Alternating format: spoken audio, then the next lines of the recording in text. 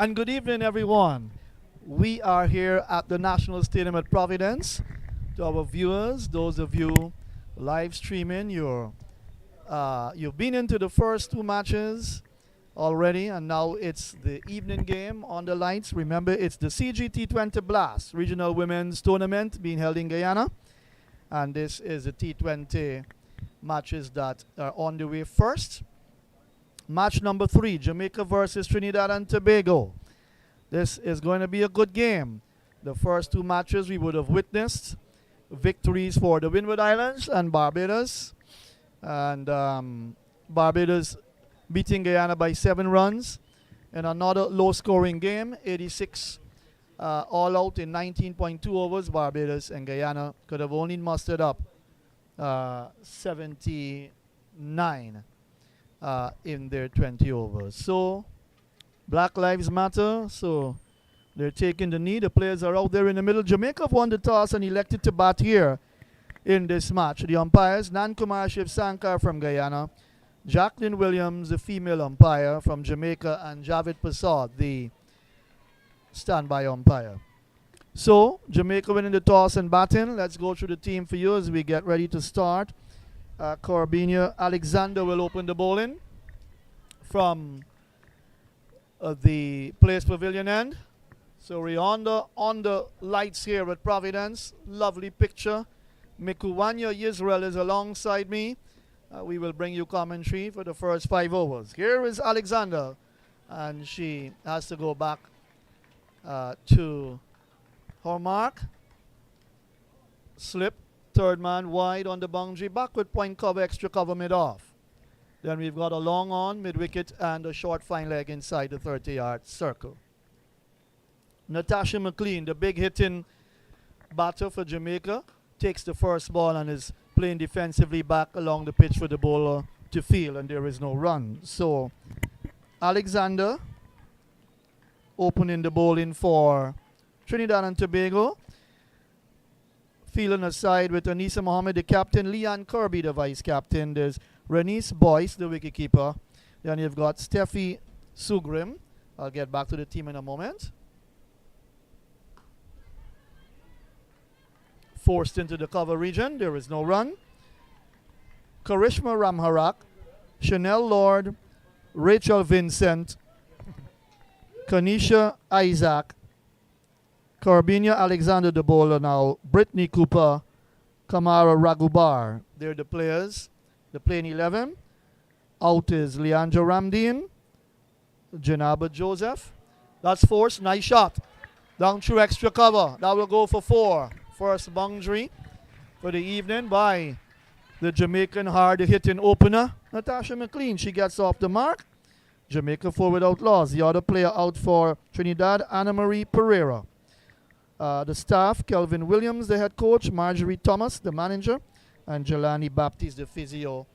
And they're the folks working with this Trinidad and Tobago side. For Jamaica, Stephanie Taylor, the captain, Rashada Williams, the vice captain, Tamika Sanford, Natasha McLean, that's batting presently. Cracked away. That's a fine shot for 4. Down behind point. Beautiful stroke by Natasha McLean. Short outside the off stump.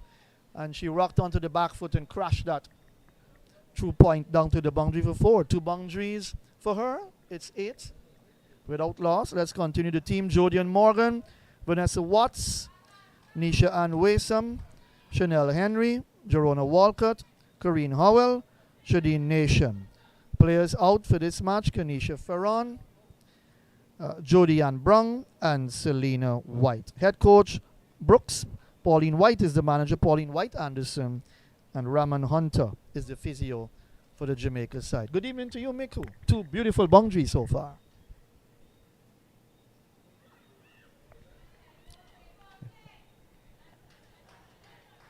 Yes, good evening, Matthew. The Jamaicans are off to a positive start. Good evening to all our viewers listening in, watching in Guyana and throughout the region and even the world. Jamaica off to a solid start. 2 cracking shots there by the batter, Natasha McLean. So let's see how the innings goes. under the lights with the night dew kicking in. 9 without loss. Rashada Williams, the vice captain, comes in to strike. 4 stop to Rachel Vincent. Down at extra cover. And the first over, Rashada Williams yet to score, and Natasha McLean on 9, 2 lovely boundaries.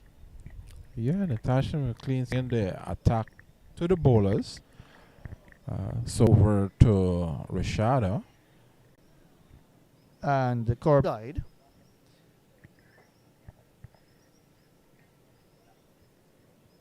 So the new bowler,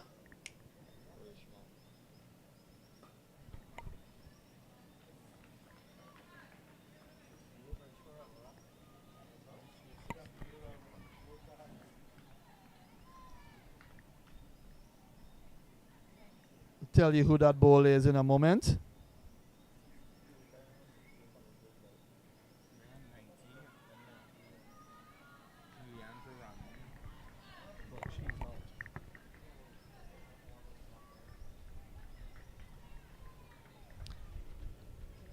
To deliveries outside the off stump to Natasha McLean. We'll confirm for you in a moment who the ball is from the media center end. Ball in right hand off spin. Yeah. McLean just looking to use her feet there to get to the pitch of the ball. Realized that the shot wasn't on, so just played it straight back down to the bowler. Smart cricket there.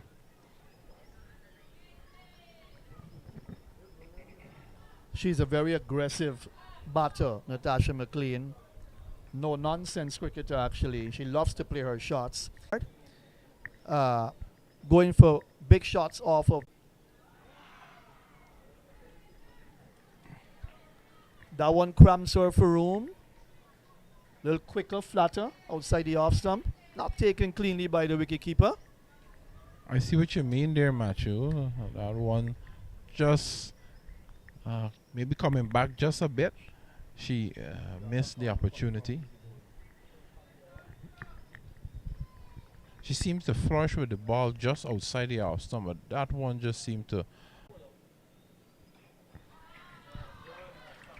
Back, gives herself room. That's crashed away through square cover. And that looks like 4 to me. I've got to be honest with you, that looks like 4. Big effort to bring the ball back inside. But actually looks like 4, but the over comes to an end. Yeah, It's gone up to what? 9 without loss. 12, in fact. 12 without loss, 2 overs completed. Natasha McLean is on 12. yeah, as we were just saying, she seems to flush with that short or just back of a leg ball outside the off stump. She just gets back and cuts it through the outside. And that one went mighty close to the boundary. The umpires not having the benefit of a review system, so they just allowed for the 2 runs.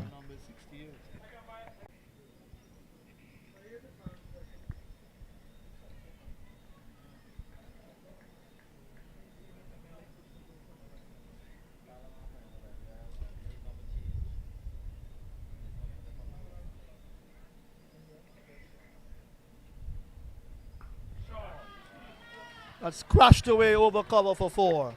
Yes. Natasha McLean again. Pugnacious, aggressive. She deserves to be opening the batting for Jamaica because she gives you the start that you need, her team would need. Yeah, that was a cracking shot. Older, right down to the boundary for 4. As we were just saying, she flourishes with that ball when it's outside the line of the off stump. Give her a chance to free her arms, she is going to punish you. And that's what she's doing. That's a beautiful shot there by Natasha McLean.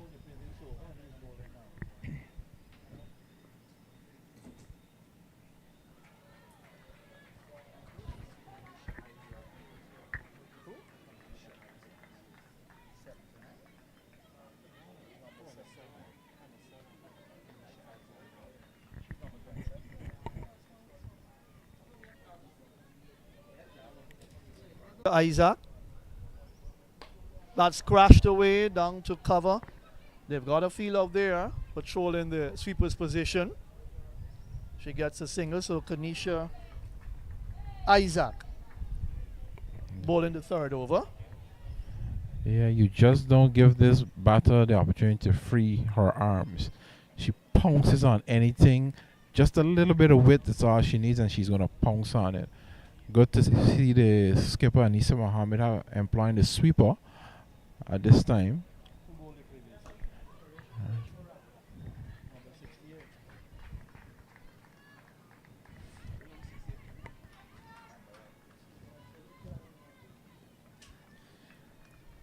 Right.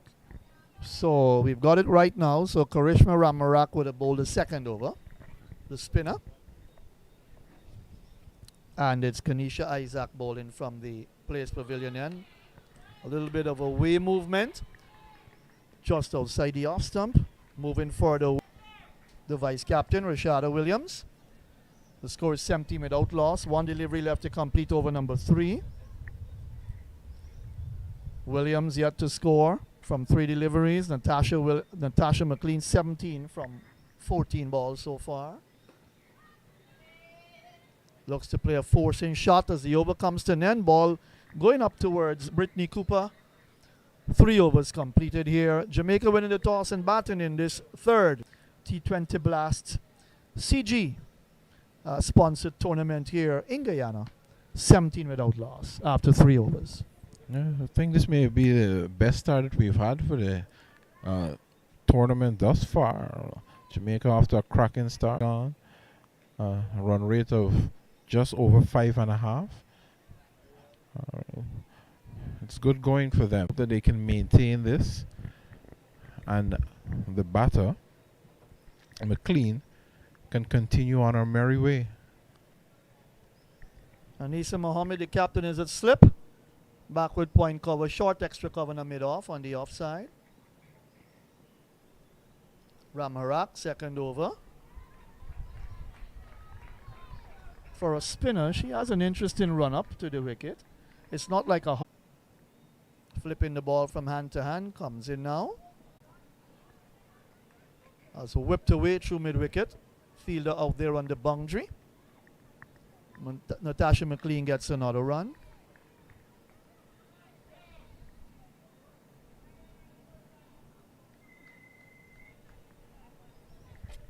Natasha McLean taking the attack to all the bowlers, the faster bowler as well as the spinner. She seems very aggressive, using her feet to get to the pitch. I think her partner, Williams, would probably just need to maybe rotate the strike, keep her informed partner going, not. They almost had a mix-up there, match. It was good to see that they got home safely and it didn't result in a wicket in a silly run-out. A little bit of a hesitation going for the second run, but the ball was played out deep. And that run was certainly on. Kanisha Isaac out there. Good aggressive running by the ladies from Jamaica. And the driving force at this time is Natasha McLean. She'd want to bat there for a while and give her team a good score or an opportunity to make a big score. That was a faulty stroke there from Williams. And really she wasn't in control of that stroke. No timing whatsoever. The ball just bounced out into the offside.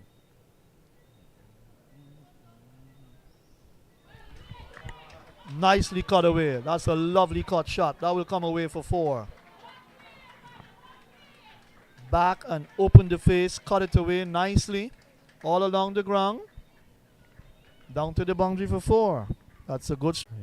Yeah, we're seeing a bit of a contrast here.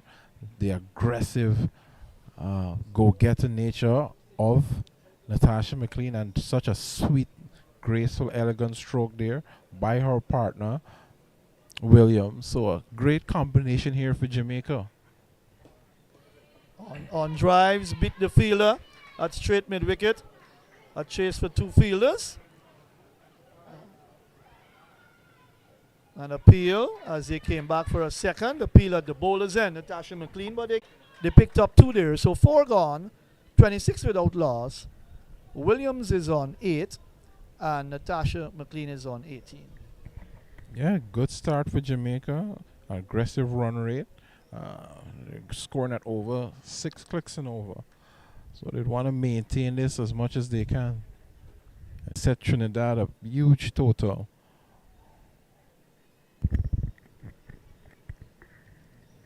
So the current run rate 6.50. Projected score with that rate would be 130. Well, no team that played today has got over 100 so far. It was 56, then 57. The first match, Windwards versus the Leewards. Then 86 and 79. Well, there's always a first for everything, right? So let's see if Jamaica could break that shackle and get the first 100 of the tournament. Full toss that she doesn't put away. Natasha just missed out there.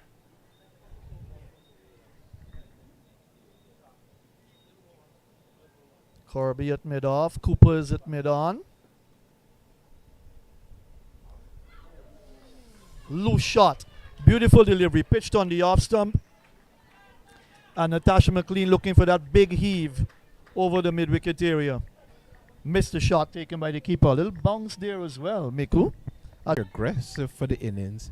We haven't really seen her play a false shot until the previous delivery. She just closed the face of the bat just a bit too early.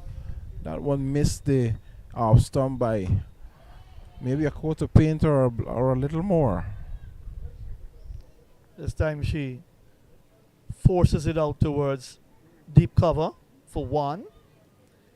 She's now 19 from 19. Rashada Williams is 8 from 8. With a run rate of 6 exactly. It's in the air, no timing at all, but it's going to clear the head. Clear both fielders at mid-off and mid-on, both giving chase. And they get, how many they got there? They got 2. 2 to Rashada Williams. She's kind of opening up a bit now, huh? Rashada Williams. She is. She's 10 from 9. She is. Just didn't get the timing right on that last shot. She'd hope to do better as her innings continue. Oh, that's well bowled and given out leg before wicket. That was straight. That was spot on. And umpire Jacqueline Williams had no hesitation in giving that wicket to Kanisha Isaac. So Trinidad have struck in over number 5. It's 29 for 1 with Rashada Williams, the vice captain, going leg before wicket to the bowling of Isaac for 8. 10 in fact. 10, the total now 29 for 1. yeah, it was a good delivery straight. The batter looking to play that a bit too much on the leg side. Missed it. Hit on the pad and the umpire doing the rest. Straight ball. LBW given. Good bowling there by Kanisha.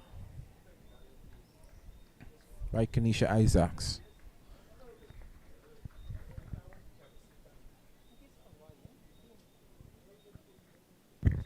So a good wicket there for Kanisha Isaac. She's been bowling pretty well from the place pavilion end. And now we see the captain coming out, that's Stephanie Taylor. And we know a lot about Stephanie, Miku. What a wonderful cricketer she has been over the years, not only for Jamaica but for West Indies women. Yeah, she has been. She's been a wonderful leader for all the reports that I've or read about her. She seems to be a great individual. I think she's an example to not only her teammates but maybe to other women within the region. All right, so takes her first ball. Oh, and that was a beauty. That pitch middle moved away from the right-hander. She pushed the bat at it. Beaten all ends up. Taken by the keeper. That was a beautiful first delivery to the veteran batter from Jamaica. As the over comes to an end, 5 gone, it's 29 for 1. Yeah, she's a true ambassador for the female game here in the region. Yeah, so we would want her to continue, and she will be able to guide her team even in this tournament. So it's a lot of experience there with the Jamaican side. And let's just see if they can maybe turn that into a title for them. Joining me this evening is Mr. Clyde Butts. Good evening to you, sir. Welcome to Providence on this beautiful evening. Wait. Welcome to Providence? It's not the first time I've been at Providence. Where do you think I come from? Well, it's the first time you're on for this game. All right, Mickey. Good evening. Good looking shot. Please down the ground. You get 2.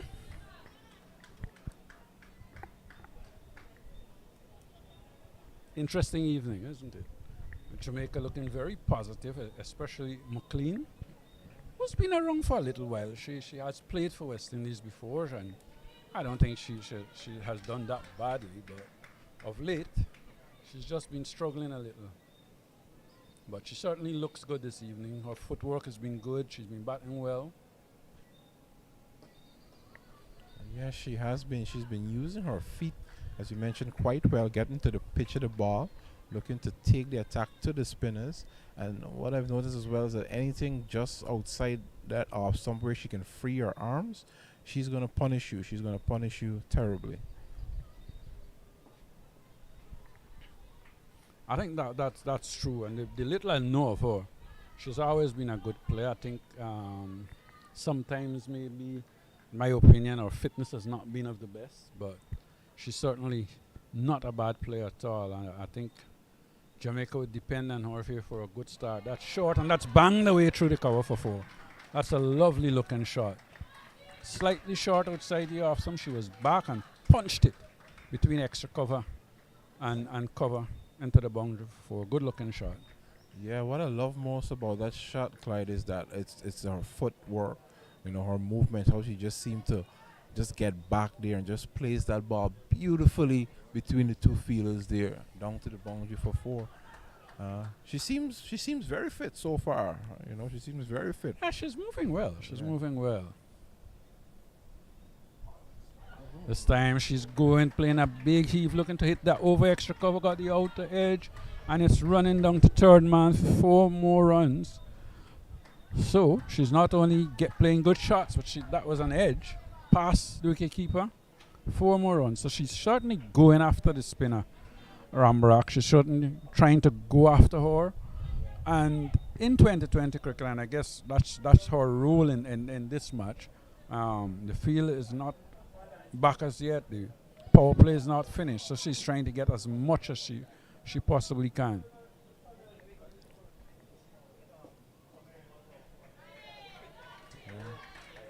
As they say in cricket, if you're going to go hard. And that's what she's doing. That edge going down to the boundary for 4. So it's a very good start here for Jamaica. After 6 overs, they're 40 for 1. It's probably the best start that we've had for the tournament. And if she's batting with probably one of the better batters that West Indies have produced in their cricket. She's just gone out there. She probably just faced a couple of deliveries and Stephanie Taylor. And if McLean is going to play like that, it certainly would give Taylor a chance to settle in and to start striking later. Yeah, I think the experience and the cricketing intelligence of Stephanie Taylor, I think that's going to rub off on her teammates, and specifically in this instance, she's going to be sharing that with McLean. So we're in for a good innings. Looks positive so far, Clyde. Yes, it does. Full toss, good field, good bit of fielding by Corbin Alexander, and a short extra cover. That was it. Powerfully full toss outside the off stump. Really good stop there. Dive in with the outstretched arms.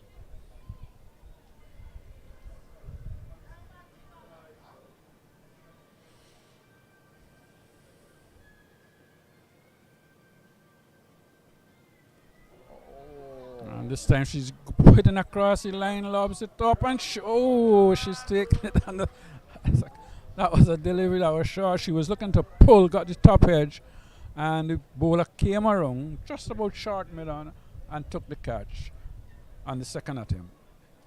So she is gone. I think that was a little bit of a rush shot as well. When you're 40 for 1 and the power plays just finished, I think the gaps open up.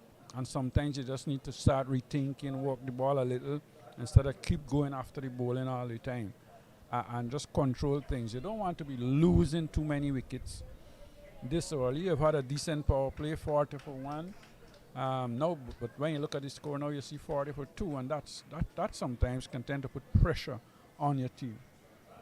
Yeah, that scoreboard pressure. I think he just tried to force the issue just a bit. But what I want to point out, Clyde, is that, that's one of the advantages of going for the catch, with the fingers pointing up. She had a second opportunity to grab at it, after it bounced out of her hands, able to grab it. So it's one of the... I think that's what you say to youngsters a lot, that when you're going to take a high catch, take it high. Right. Not necessarily with the reverse cup, but try and take it as high as you possibly can. So if the ball does bounce out, you've got a second chance. Because sometimes you tend to think, especially when you see youngsters and you're training and you're coaching, you tend to take the ball very low, probably at the tummies, and instead of taking it as high as possible, probably level with your eyes, and then you can bring it down into you. Yeah. Kanisha Isaacs there, taking that textbook catch. Oh, that's an edge. It's going to run down to the boundary for 4. That was a good delivery again from Isaacs. Pitched up just on about the off stump. Batsman coming forward. I think it's Chedi Nation coming forward, got the edge, and it went past slip. And this is the second time that we've seen the first delivery to a new batter getting that outside edge. We did see Stephanie Taylor get one of those deliveries as well earlier on. And sometimes, captains can be proactive for new batsmen. You probably just need that slip in early on to get that little wicket, because that's extra pressure on a team. Yeah, they would have missed that trick. I think Stephanie is just going to be a bit more watchful now. She's already had a bit of fortune with that edge that went to the boundary for 4. So she's probably just going to tighten up a bit. So as you were saying, you need to be proactive and take that initiative very early, first ball. And Stephanie is undoubtedly the best player in Jamaica's team.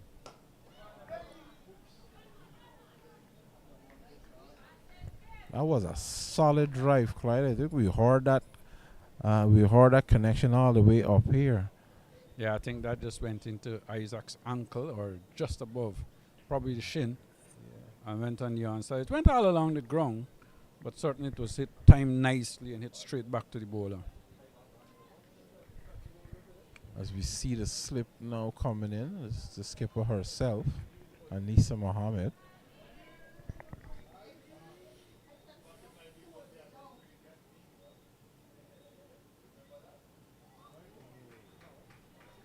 And Isaacs has bowled well. She's got that.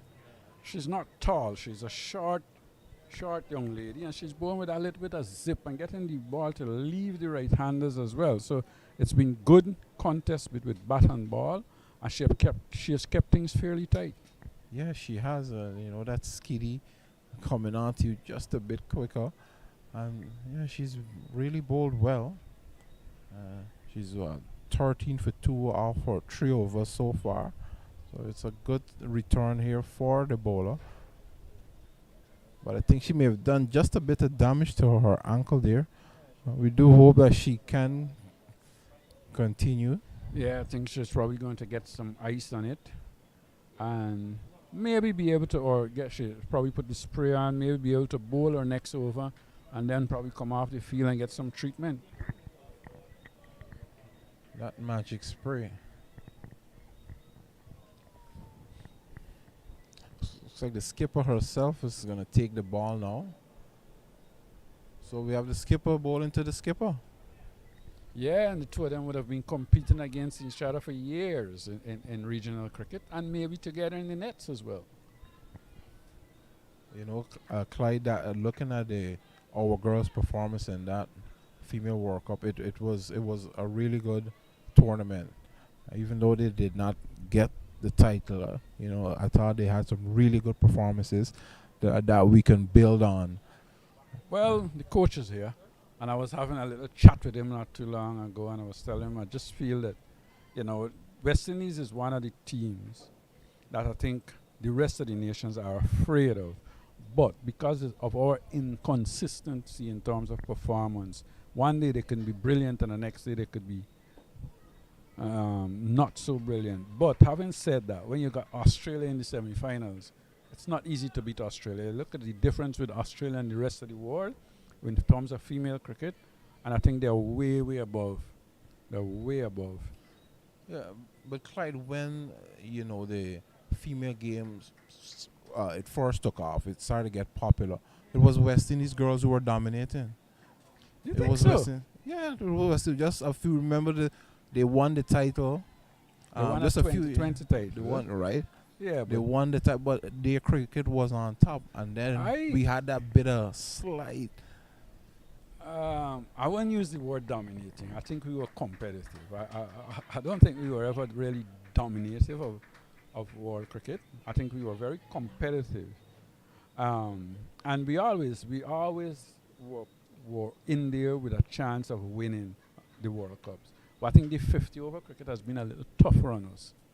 But I think we've done well in 2020. But 50 overs have been a little tougher on us.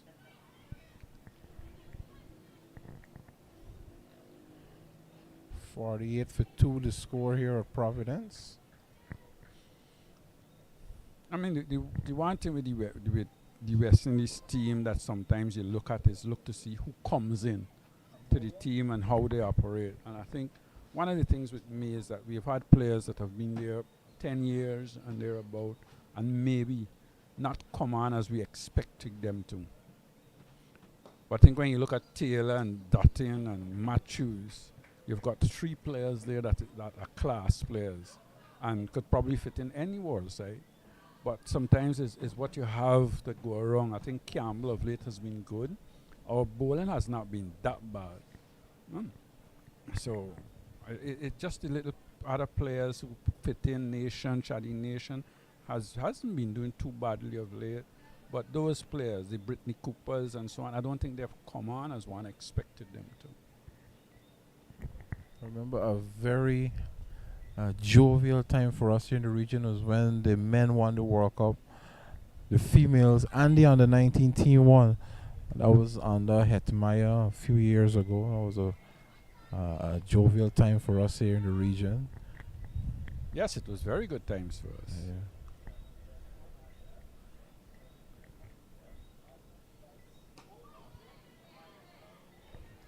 Earlier, I had made a suggestion that one of the things I would like to see is not only the limited overs game for the ladies, and I'm speaking locally for now, but even we have, like in Georgetown, we have our 2-day cricket. So maybe we can have a female 2-day cricket. What do you think? Players, though. How many teams do we have in Guyana? How many teams do we have? How many female players we have playing cricket?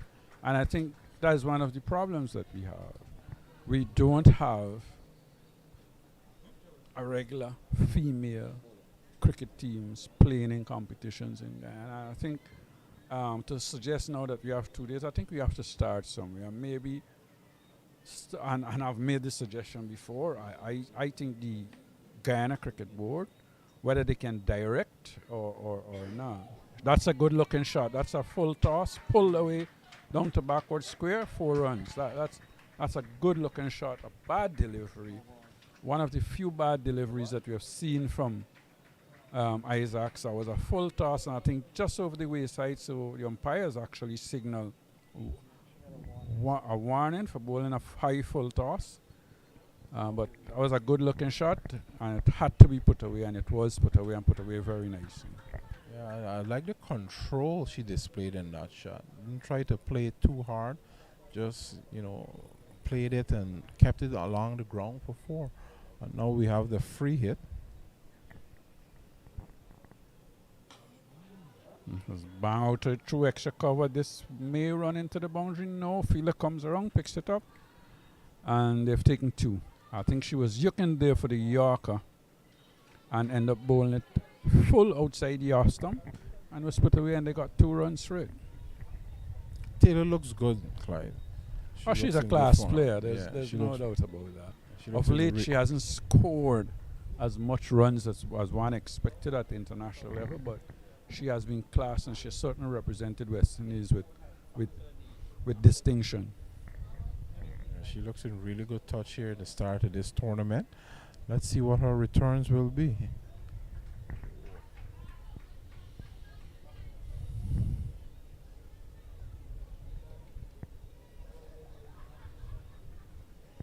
Still good bowling here being displayed by Isaacs. Keeping that ball just outside there. I think that one may have just jumped a bit more than Stephanie would have expected.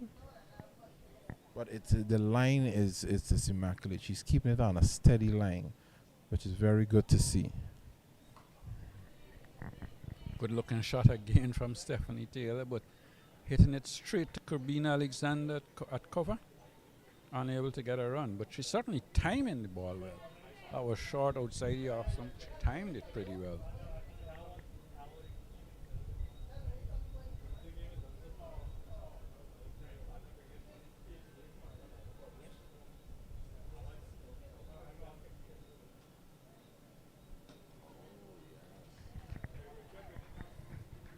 Not a good delivery, and well played by Stephanie Taylor as well.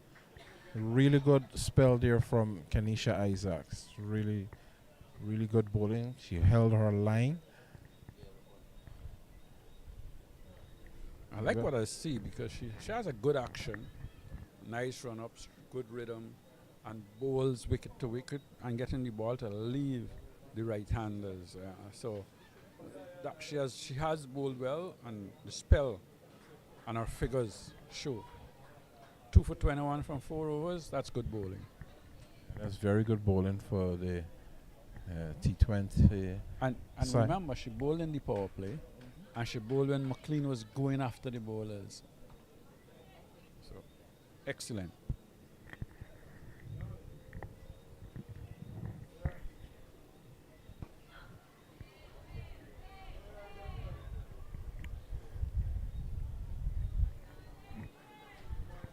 Just a single there.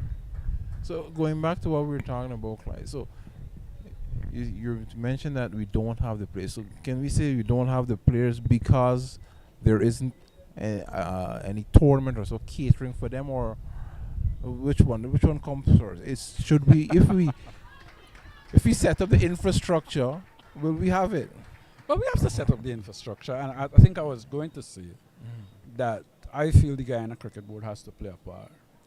And this is a directive maybe to the county boards, and to say to the county boards, well, each county has got different associations, and the different associations should have a female team. If my memory serves me right, I think Trinidad did that a few years ago, where they say each one of the first division team must have a female team. I don't think that will happen in Guyana, and that's the truth. I don't think you can say, well, each county, all the clubs must have first division, must have a female team. I don't think that will happen. It may happen in the future, but right now I don't. So I see it as us looking to have at least maybe a 5-team in Demerara, maybe a 5-team in Barbies, a 4 or 5 in Essequibo, whatever the case might be. But I think we have to start somewhere. Something must be done to improve the female cricketing, because female cricket is here to stay. ICC has now said, that's a lovely shot, drive to cover, but unable to pierce the field, no run. But that's footwork, foot coming out to the pitch of the delivery, driving through the offside, or driving into the offside, unable to beat the field. So I feel, and ICC has just announced they're going to have an under-19 World Cup. So that means cricket is here to stay. I know a lot of people would love to see West Indies play Test cricket, but I think we have to look at what we have at the moment, develop it, and then look to improve on it. Agreed there, Clyde. I hear your point. Right. So at the interval now, it's 60 for 2 after 10 overs. The players will have a drink, and we will be back with you shortly.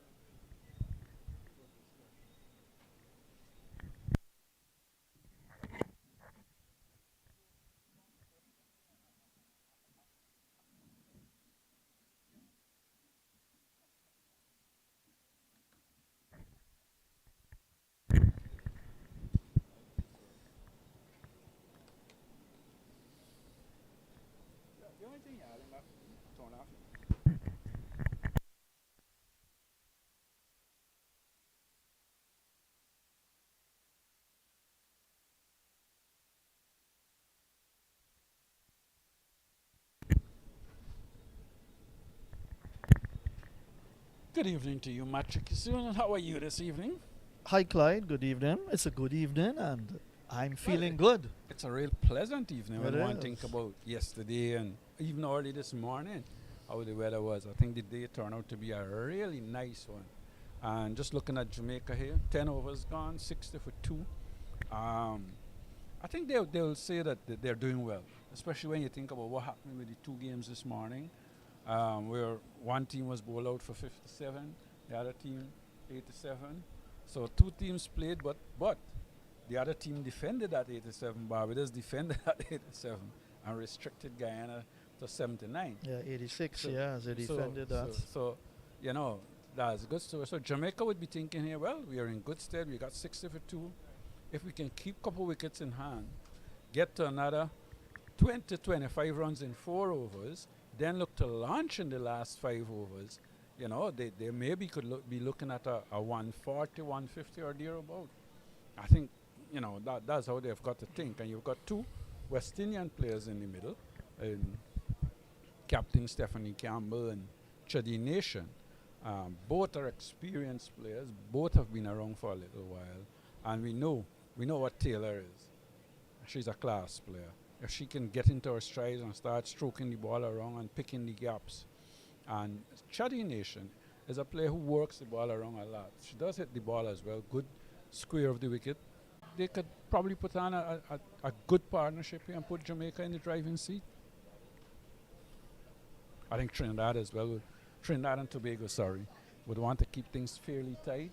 They've got that if just keep them down to probably a 120 or thereabouts, they're giving themselves a chance of winning this game too. So we'll have a change in bowling. Steffi Sugrim comes into the attack, number 7 on her shirt. Bowling from the players' pavilion end, left-hand orthodox spinner. Strikes Nation on the pad, loud appeal. They came through for a quick run. The return came into the bowler's end. A little bit of a, could have been a little collision there between Sugrim and Chadi Nation. But they got the run. 61 for 2. Nation is 5 from 10 and Taylor's 14 from 15. But Clyde, this is the partnership that Trinidad has got to break. This partnership here. These two are good cricketers, good batters. Chadi Nation has improved a lot in her batting department. And that's bold. That's clean bowl. Stephanie Taylor came forward, beat Nolens up. That ball hit the stumps, and that's the end of the Jamaican captain. We just talked about that partnership needed to be broken, and so Taylor's gone. Bowled by, come on, Sugrim, the left-hand orthodox spin at 61 for 3, Clyde. Yeah, again, that was a good delivery. Ball pitched up just on about the off stump. It held its line. It didn't turn. I think Stephanie Taylor looking for it to turn away from her a little. It held its line, drifted in, and she played with a little gap as well, and was bowled off stump. That's a good strike for Trinidad and Tobago, and Steffi has certainly strike well, and Trinidad and Tobago would be happy with this now. They will be thinking, well, if we can just get another wicket or two here, we'll be putting them under tremendous pressure. I think that's Henry that's coming. She as well. So we'll just have to wait and see. Chanel Henry can battle a little. She can hit the ball hard, and so I think this partnership is crucial now with Taylor gone. It was 40 for 2, 61 for 3.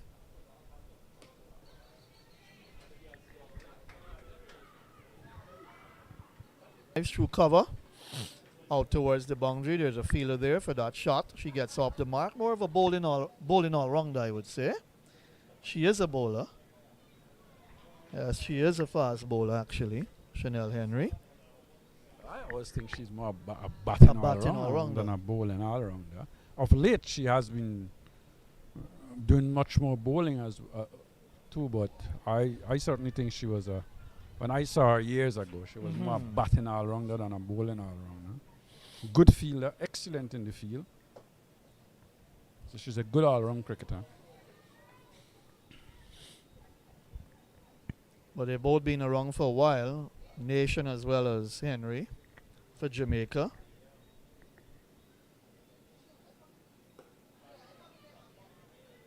So well bowled by Sugrim. I get the impression that Sugrim is just like a left-arm orthodox bowler who drifts the ball into the right-hander instead of looking to spin the ball a lot. So she's more tight bowler than what you would say, an aggressive left-arm spinner there again. Right on target, just outside the off stump, making the batsman play straight, not giving them any wit to look to use their arms. So that's good bowling. That was an excellent first over from the young lady. Steffi's keeping things very tight and not giving any run away. And wicket of Stephanie Taylor as well. Big wicket as well. That's a big scalp to have picked up. 1 for 1 after her first over. 62 for 3 after 11 overs. Nation 5. The wickets have fallen for Jamaica so far. Remember, they won the toss, elected to bat. Williams leg before wicket to Isaac for 10, 29 for 1 in the 5th over.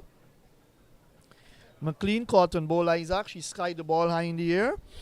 And the bowler came around to her right and took the catch. Nice catch. She went for 30. 27 balls, 5 fours in that knock. It was 40 for 2 in the 7th over. And then Taylor, the captain, just out. Bowled by Sugrim, the left-hand orthodox spinner. She went for 14. 61 for 3 in the 11th over. Down to third man. It's going to go all the way into the boundary. Yes, it does, I think. Yes, it does. It went all the way into the boundary. 4 runs. Short ball outside off some. Henry was back looking to punch it through the offside. Got the edge. And it went down to third man for 4 runs. So fortuitous, but you've got to have your field in the right position. And I think now they've decided to put the slip in. Right, so that's Ragubar bowling. Kamara Ragubar from the media center and the northern end of Providence. That's a good looking shot. Short outside the off stump. Banged away through cover. That's 4 more runs. Fielder coming around from the cover boundary. Couldn't get to it, but that was certainly a 4 good looking shot from Chanel Henry. The ball short outside the off stump. She was back. Placed it nicely. Didn't try and hit it too hard. She placed it, timed it, and it went behind point to 4.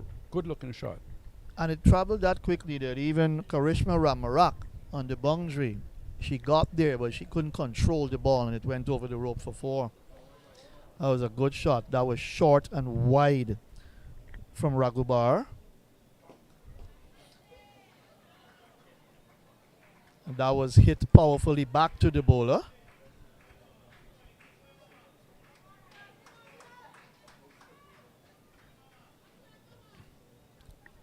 Henry looking good. Henry looking good and positive.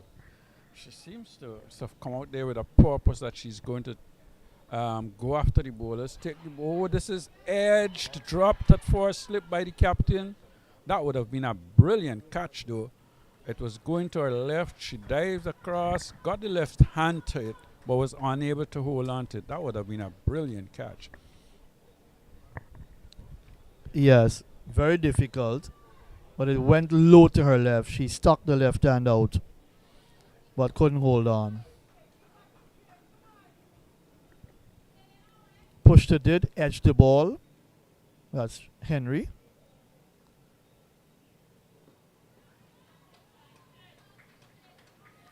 A couple of her shots, she's gone hard at the ball, Clyde. Looking to force. I think she looks to me like if she's come out there with a purpose, that she's going to try and take the fight to the bowlers. It's a T20 game. And I think what she has decided to do is she's going to try and take the fight to the bowlers, try and score as quickly as possible, and probably let Chaddy Nation try and bat through, and she will take the fight to the bowlers. That's how it looks to me, like she's come out there with a purpose to score and to put some pressure back on the TNT team. 12 overs gone, 71 for 3.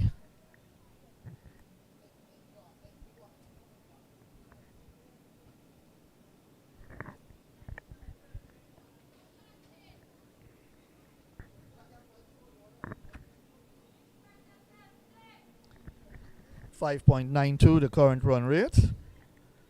Not bad at all by Jamaica, but they've lost 3 good scalps. Looking to cut. Henry searching for that one. Second over from Sugrim. But as you quite rightly said, Clyde, she is drifting the ball in to the right-handers.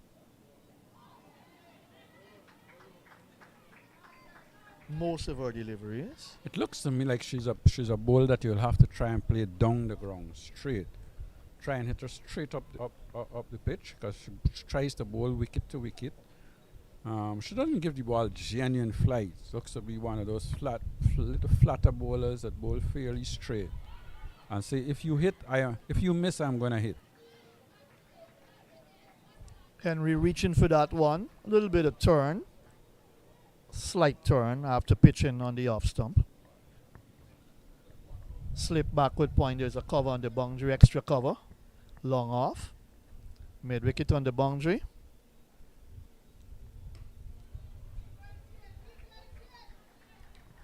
Short back straight. Short mid wicket.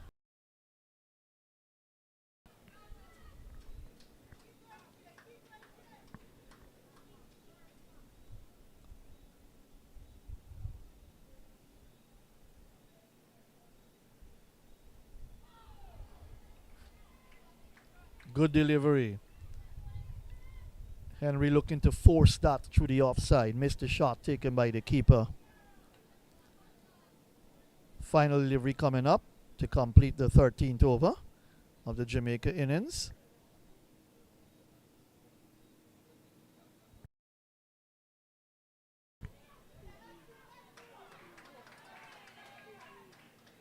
Whipped away through the leg side, and 2 lovely runs taken there. Good running between the wickets as the over comes to an end. 13 gone, 73 for 3. Henry's 12 from 13. Nation is 5 from 13. After 2 overs, Sugrim 1 for 3. What I like about Sugrim, she seems to be the bowler that's going to bowl basic.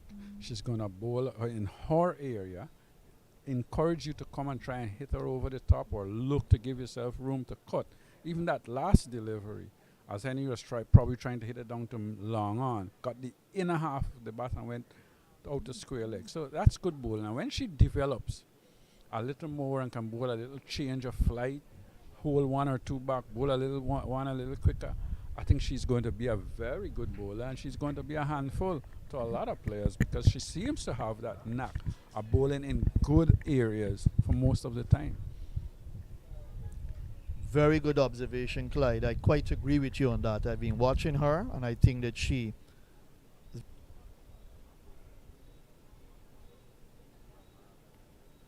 So Ramarak is back on. She's bowled so far 2 overs for 12 runs.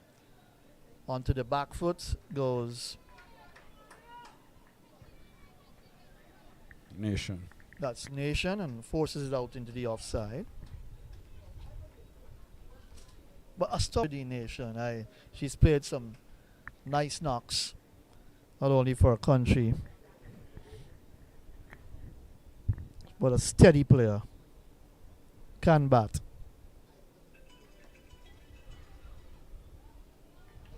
Good technique.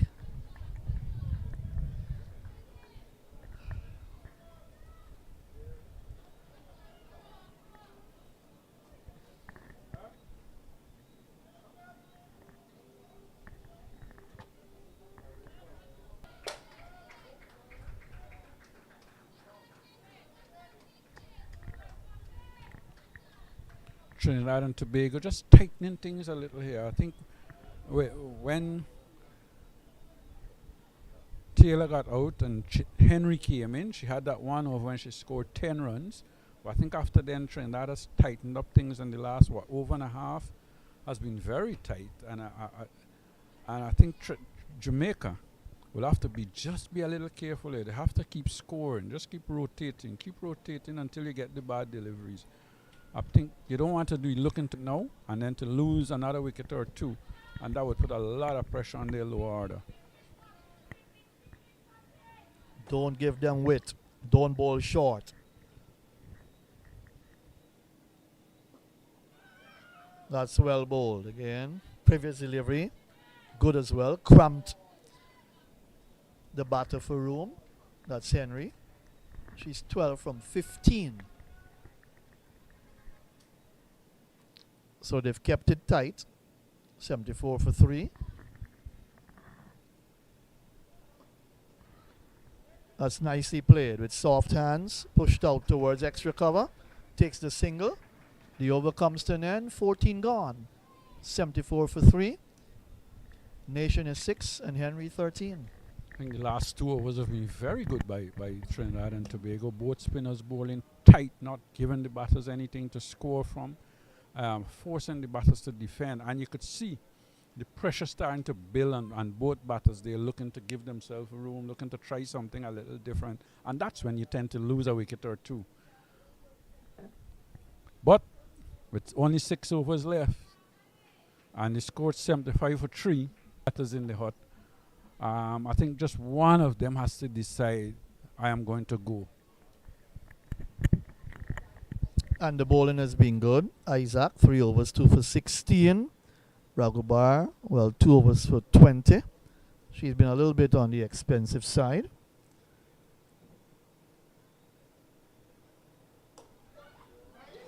Straight into the left boot of Ramharak at extra cover. That was driven with power, sheer power.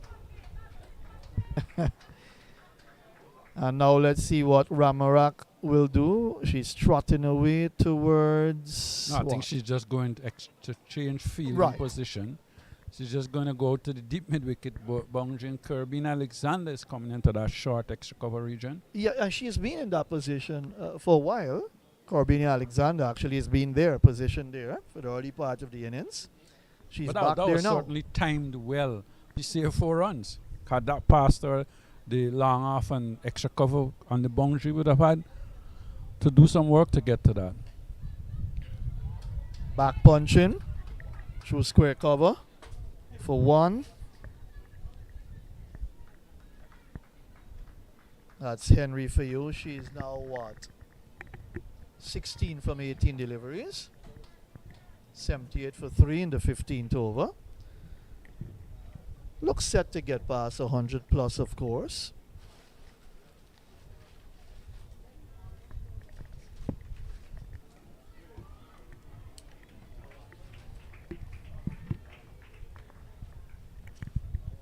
Alexander comes into play here at short extra cover. That's pushed out into the offside.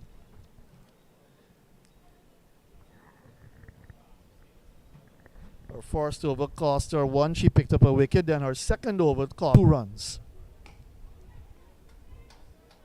That's driven down to wide long off for 1.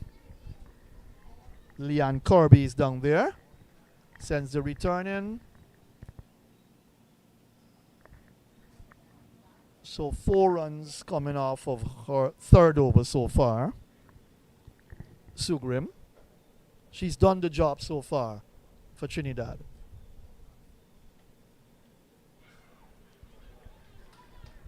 That's an inside edge. It's going down to fine leg. They're going to get 2. Again, that was well bowled. Give them a little bit more air, a little bit more flight. Drifting into the right-handers on the pad. Got the inside edge, and they were able to get 2 runs. And there it is, bowling that length, that teasing length, inviting the batters to come at her. That was a good delivery. They had a little bit more air. Probably just line up a little too straight.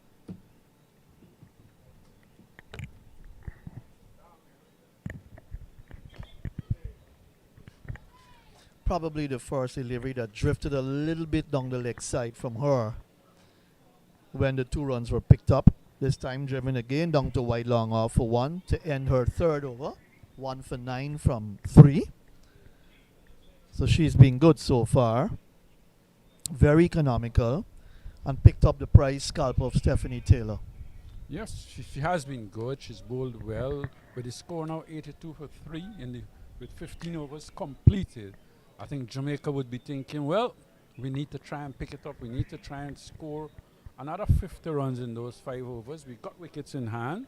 And I think when you've got wickets in hand, you have that little advantage of at least one of the players going hard. And I think we will see Chanel Henry try and go as hard as possible. I'm not saying that Chaddy wouldn't go, but I certainly think that Chanel is going to try and go. And with both of them out, they both got experience, both are West Indian players. I think they can get to that to 50 runs or thereabout. The experience, Anisa Mohammed, the captain, bowls or starts her third over.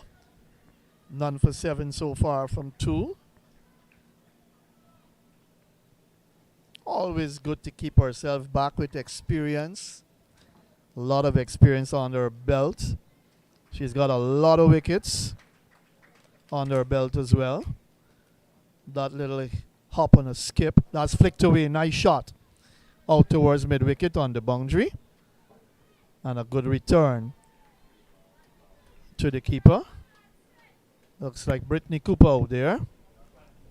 One of the players for Trinidad that many of us thought, as Miku rejoins me, Miku Wanya Yisrael, we thought would have gone on to play a lot for the West Indies women side, Brittany Cooper.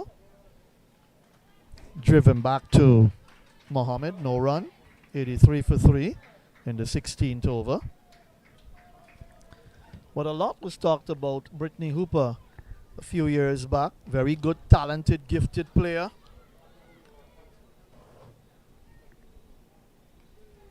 But hasn't quite gone on to play for the West Indies, you know, in a more consistent manner.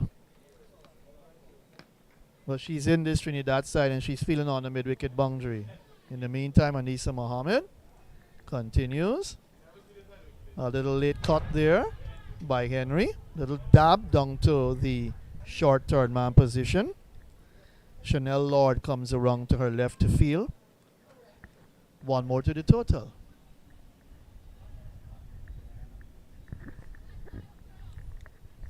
Yes, Jamaica just driving home with that good start that they would have had. Oh, these are some wides that are going to run away. Down to the boundary for 4. 4 wides there. That'll be 5. 5 wides, actually. Signal by the umpire. Bad delivery by Anisa Mohammed, the captain, giving away some runs that they cannot afford to give away at this stage. Honestly speaking, 90 for 3. They're going to get past 100, yes, but you don't want to give away runs at this stage in that manner. Do you think the night dew is any factor in this total? I mean, we saw some low scores, and now we're going to get our first 100 in the tournament. think so. The over comes to an end. 16 gone, 92 for 3. Nation is 10 and Henry's 21. But not really, I don't think so. A lot of night cricket is being played these days. White ball cricket, T20 and so on. But I think it's all about the talent in the cricketers as well. You look at the Jamaica batting lineup. It's not bad at all. McLean gave them a good start. She got up to 30. Taylor got 14, and now these two are batting well. Nation is 10 and Henry's 21. So the Jamaican batters have done pretty well at the top to put their team in this sort of position at 92 for 3. Back cutting. That's a lovely shot by Henry again, heading out towards the boundary. It will slop inside the boundary. And they come back for 3. That's really good running there, Matthew. Really good running. Good aggressive running. Stealing that extra run. And it looked like it was going to be 2 at first, but they just pushed it a bit. Nation just pushed it a bit to come back for the 3rd. So it's good aggressive stuff. I think the Jamaicans have been aggressive throughout their innings, from the very first, from the openers, Williams and McLean, and now even with Nation and Henry. Sugrum is in her final over, 1 for 13, 3.1. She's got 5 legal deliveries left.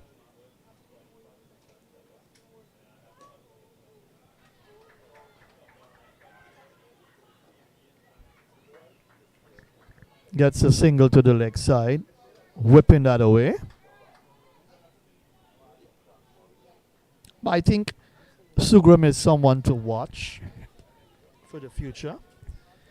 We're seeing her for the first time. At least I am.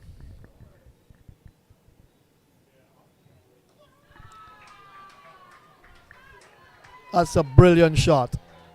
She waited for that. That was tossed up a bit, induced Henry to play that shot, and she smashed it over square cover down to the boundary for 4. That's a lovely stroke by Henry to take her total up to 28 now. Matthew, what I loved about that shot was just the timing. It's like she just held back just for that little bit, just to get the timing perfect, and then just caressed it, lofted drive down to the boundary for 4. It was a pretty shot. It brought up the 100 for 3 in the 17th over.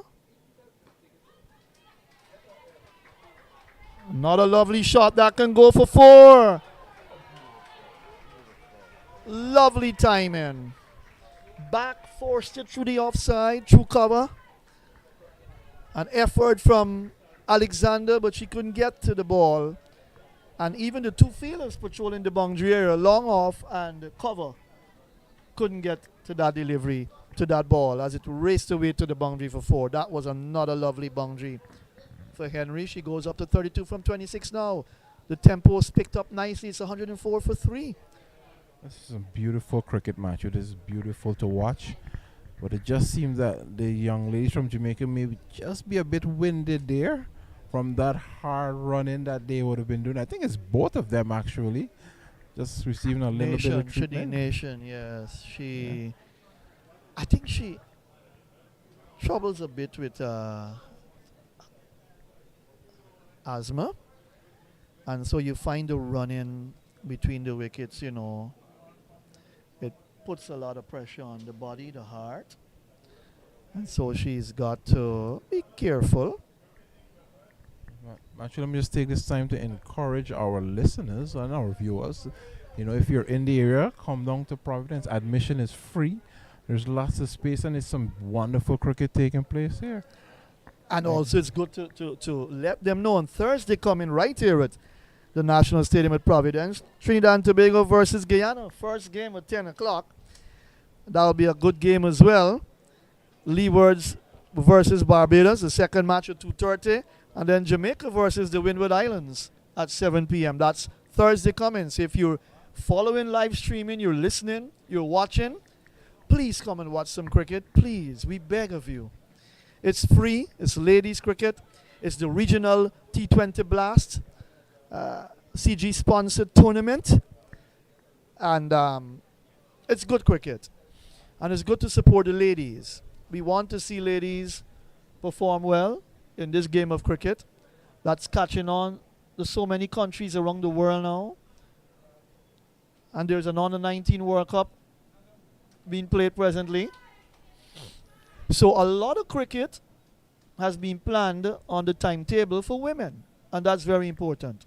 That's very important, and it's great to see. As Clyde was saying earlier, the women's sport, it's here to stay. It's here to stay. So if you're within the Providence area on the East Bank here in Ghana, please come out, watch some beautiful cricket here. Jamaica versus Trinidad, some live action here at the National Stadium. Good. We're about to continue. A loud appeal. That Raptor on the patch. He came forward tentatively there, Henry. I think it may have just been a bit too high there, Matthew. It's either it was just a bit too high, or maybe there was a little bit of bat on that. Loud appeal from the field inside. I thought it was missing the stumps there for sure. Another beautiful delivery, looking to cut again. Missed the shot. Quicker delivery taken by the keeper. Our spell comes to an end. Sugrim, 4 overs, no maiden, 1 for 22. Has proven to be a little bit expensive in that her last 2 overs actually, where some more runs came. But nevertheless, she picked up the prize wicket of the captain Stephanie Taylor, and has certainly served her country well, finishing with figures of 4 overs, no maiden, 1 for 22. Yes, definitely. She hasn't bowled poorly by any stretch of the imagination. I think it was just some really good batting by the Jamaican women. They were very aggressive, and they played some classy shots. So kudos to her. She had a good spell. As you said, 4 overs, 1 for 22.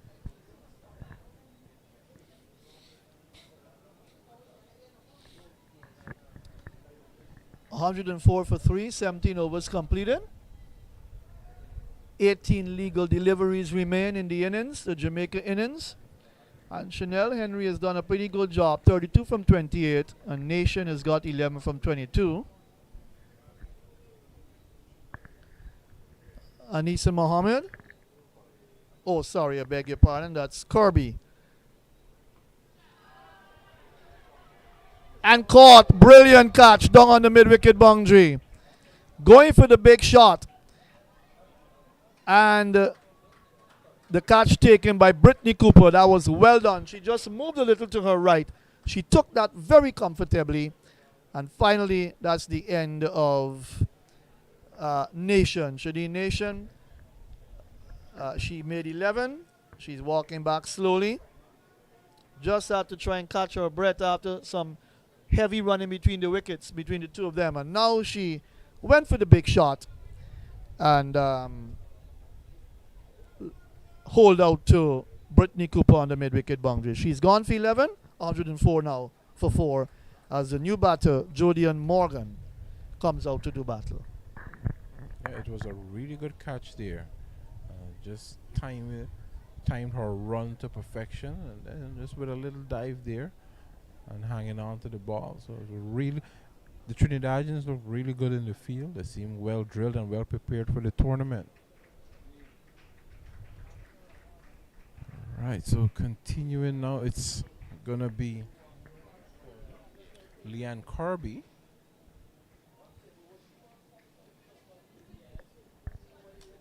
Bowling to Morgan.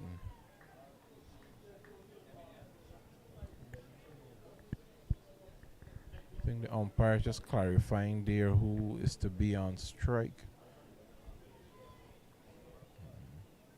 I think so.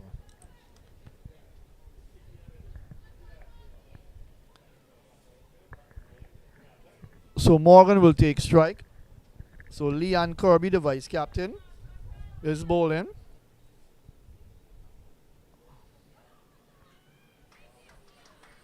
Opens the face, guides it away towards the short third man area inside the 30-yard circle. She gets a single. Gets herself off the mark.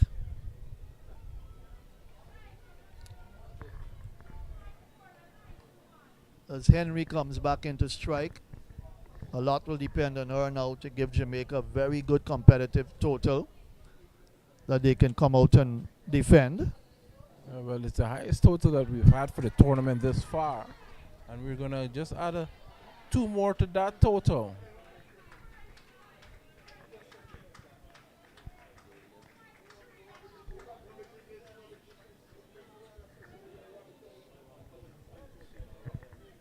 Kamara Ragubar give chase down to the fine leg area.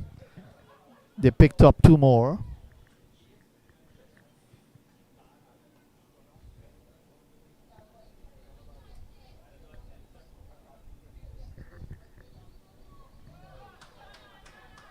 That's heaved out towards backward square. 2 fielders giving chase. Brittany Cooper gets onto the ball first, moving around to her right. She seemed to be throwing the bat at everything now, Matthew. 17.3 overs. This is the business end of the innings. It is. She came back for 2. She's now 34 from 30. 36, in fact, from 30. Beg your pardon.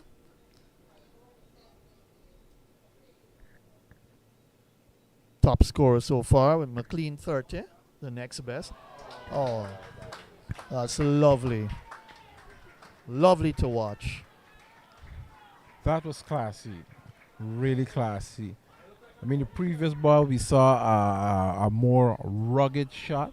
And then this one, she just seemed to open the face of the bat and beautifully guided through the cover point area down to the boundary for 4. That was beautiful to watch. And every good shot is being commended by the selectors. They're here. I'm telling you right now, viewers, you need to come down and get in on this action. It's really good stuff here at Providence. It's a lovely boundary.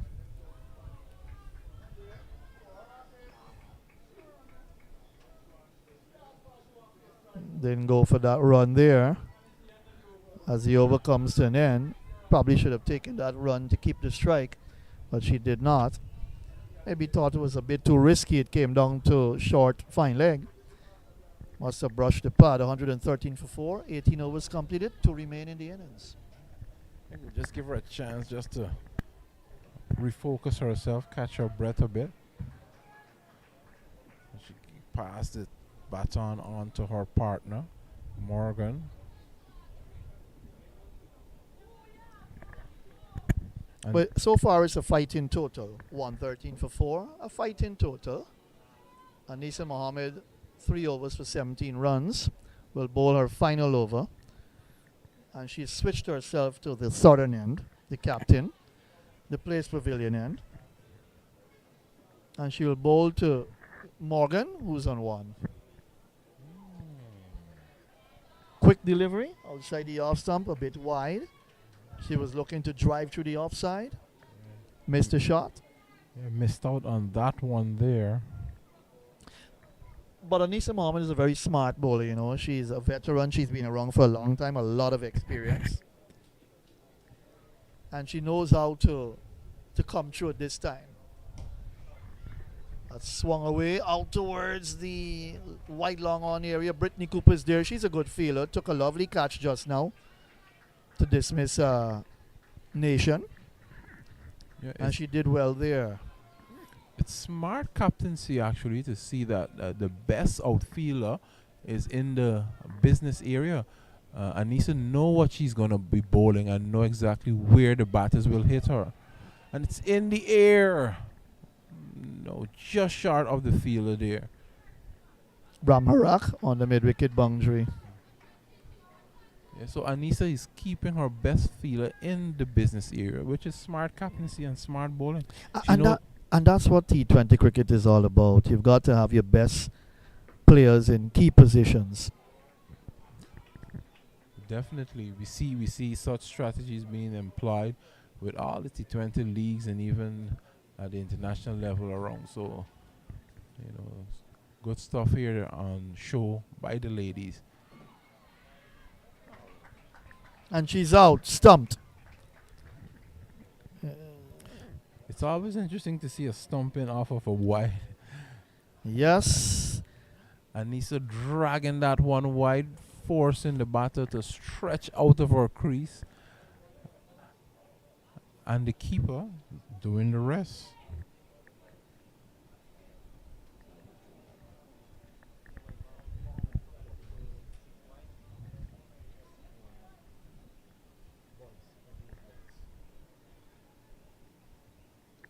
Renee's boys doing that stumping, getting rid of Jadea Morgan. New batter out for Jamaica. It's Jerona Walcott.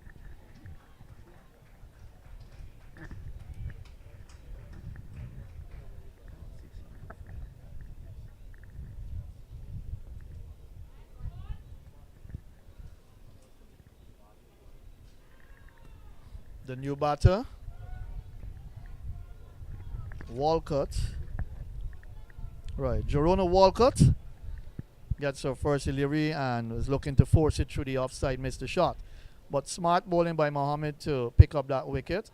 Pushed it wide, she went for it and was stumped. So the 19th over is being completed by the captain. 116 for 5. Henry still there, 41 from 33. And Jerona Walcott has now come out to do battle. She's faced 2 deliveries, yet to score. Anissa Mohammed has completed her spell. 4 overs, 1 for 20. Excellent bowling by the captain. Yes, definitely. It's actually been good bowling by almost all the bowlers from Trinidad. They've kept it tight. It's just been a good display of both batting and fielding. The fielding has been excellent by the Trinidadians. See them taking some good catches. Just a few slips here and there, but overall it's been really good. The captain showing her experience and show that she pushed that one previous over wide of the off stump. She reached for it, but really couldn't stay in her ground. And good bit of work by Boyce.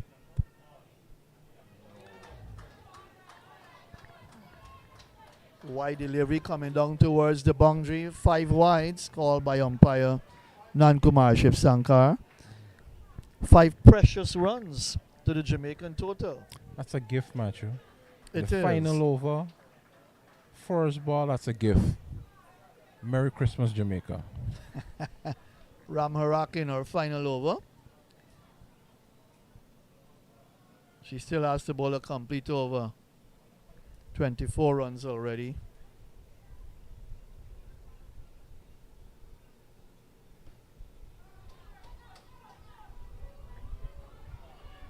They're coming for a second. The return comes in and they get home. Good running, excellent running It's really good from running Henry. there.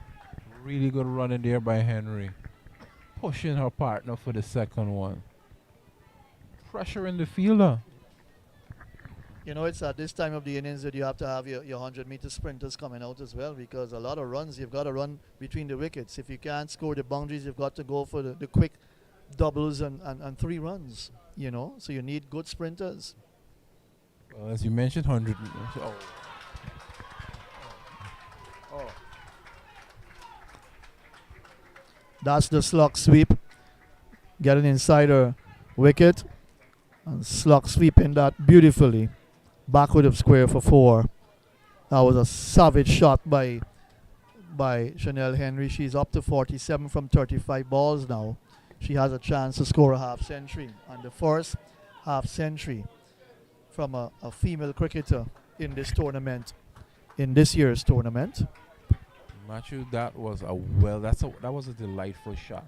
I love the timing that she's showing us. Beautiful.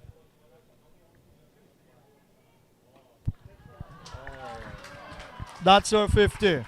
The ball hits the ropes now, and a brilliant half century from Chanel Henry. From the moment she came out to bat, she started well. She played very aggressive, very positive, and played some lovely shots. We'll give you her stats in a moment, but a well-played half-century to a fine all-rounder for the Jamaica side. 51 from 36 balls. It's been an excellent knock. It's been really good. Really good. Some delightful shots, aggressive running, that positive mindset. I think right now there seems to be some disconnect with the skipper and the bowler because there's no one sweeping on the offside, and that one was wide outside the off stump, allowing the batter to just free her arms. 51, 36 balls, 7 fours. Chanel Henry. Brilliant innings. Yeah, she'd want to get back her line right, bowl into her field, set in. I think that was just a bad ball that she just had to put away outside the off stump. None for 30 so far from Ramharak, so she's proven to be a little bit expensive, her final over. You give away those 5 wides and then a beautiful boundary to bring up Henry's 50. Of course, the slug sweep backward of square for 4, so it's been a very expensive over. I think that was just a beautiful shot. I'm not sure. It was a full ball, but the timing on it was immaculate. And she just picked it up so beautifully it went to the boundary for 4. 1 delivery left to complete the innings. Henry is 52 from 37. Walcott is 1 from 3. Henry will take the final ball of the innings. And she doesn't deliver. Ramarak. 6.71 the run rate. So it's pretty good for Jamaica.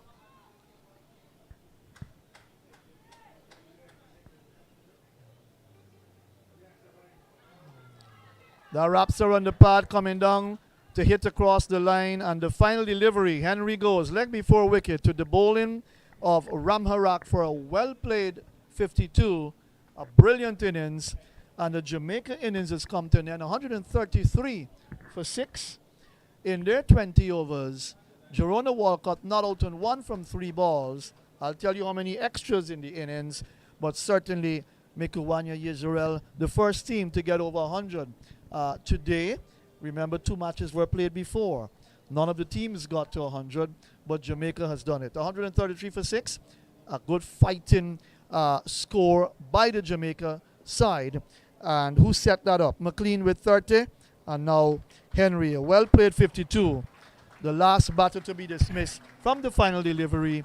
13 extras in the innings of 133, and a very good effort by Jamaica. Nevertheless, good bowling by the Trinidadian girls as well, with Isaac 4 overs, no maiden, 2 for 21. Sugrim 4 overs, no maiden, 1 for 22. Mohammed 4 overs, no maiden, 1 for 20.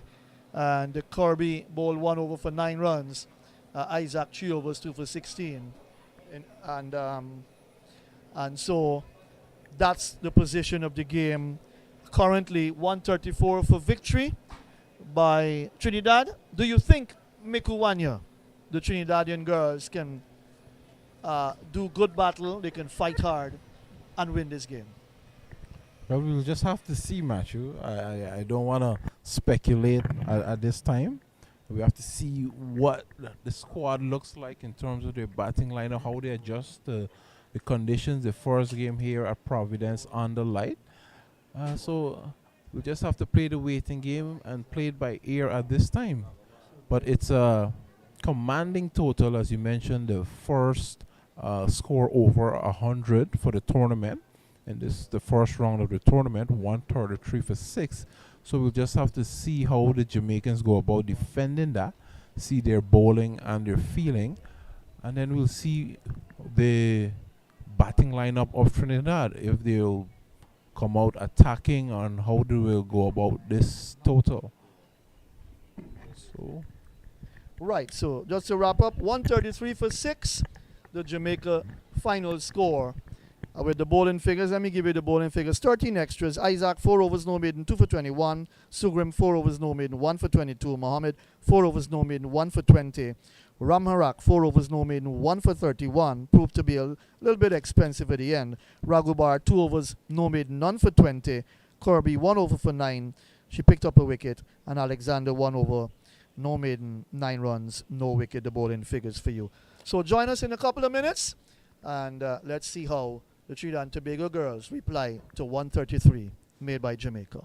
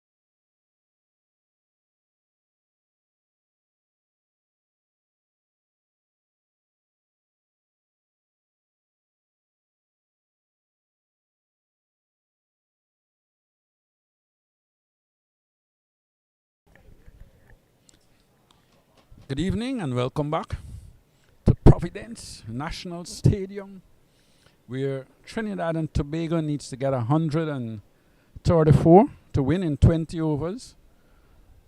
Could be quite an interesting game. Jamaica thought about it pretty well. Probably short of 10 runs or thereabout, I would have thought, because they would have started with McLean and then Stephanie Taylor.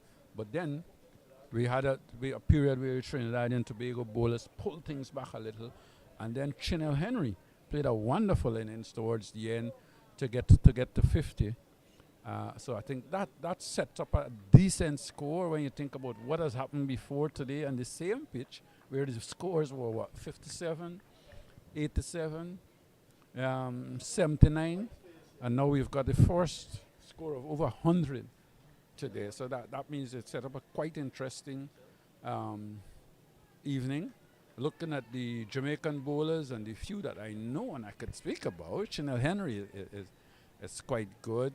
I think the best bowler probably would be Stephanie Taylor and Watts, who are both tight bowlers. That's first delivery is wide outside the off stump, going farther away, but that went with some pace. That looked quite pacey.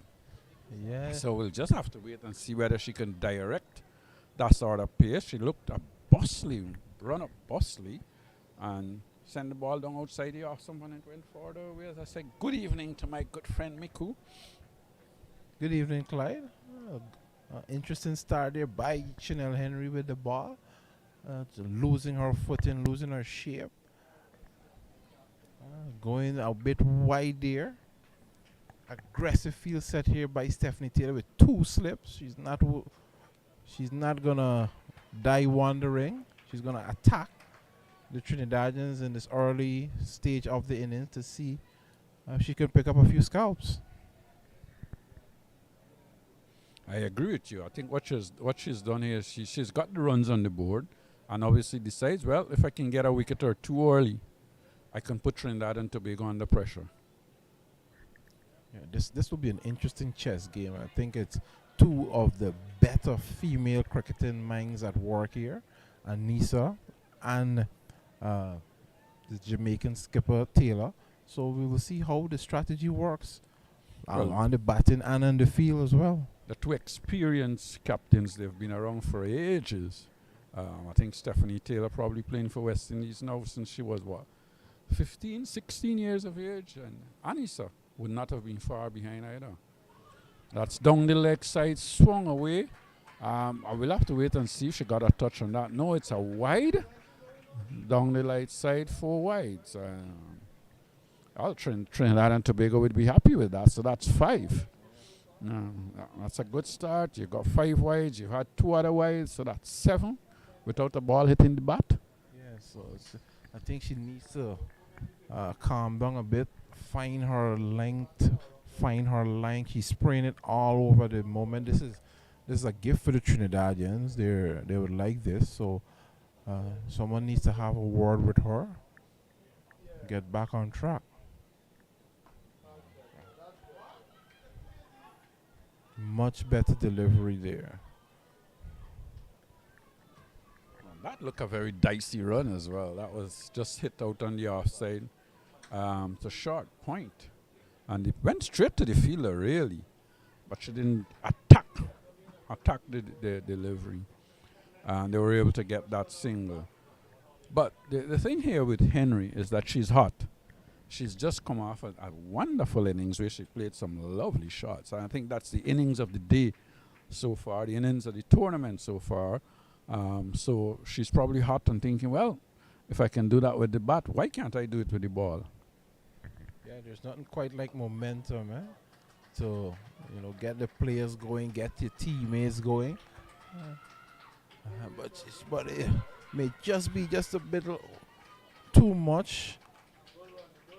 But I like to see how she seems to have settled a bit. She's bowling the ball a bit more straight. Now we would want her to just finish off the over. It's 8 runs off the over so far and only 2 legal deliveries. So you want to continue bowling that straight line. I think it might be a little bit more than 8 actually. 11 actually. 11 yes. runs after the over. Yeah, but her rhythm when she's running looks good. It's just that she's not directing the deliveries. That's a better delivery. That was just on or about the off stump. It came back a little into the right hander as well. But her rhythm looks good. Yeah, she does. She does good bowling there by Henry.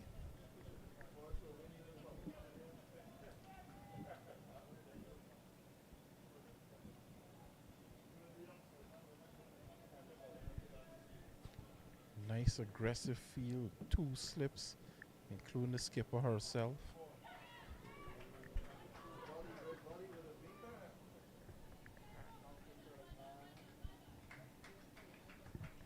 I was edged wide of the slips and probably a gully position, went down to third man and they got an easy single.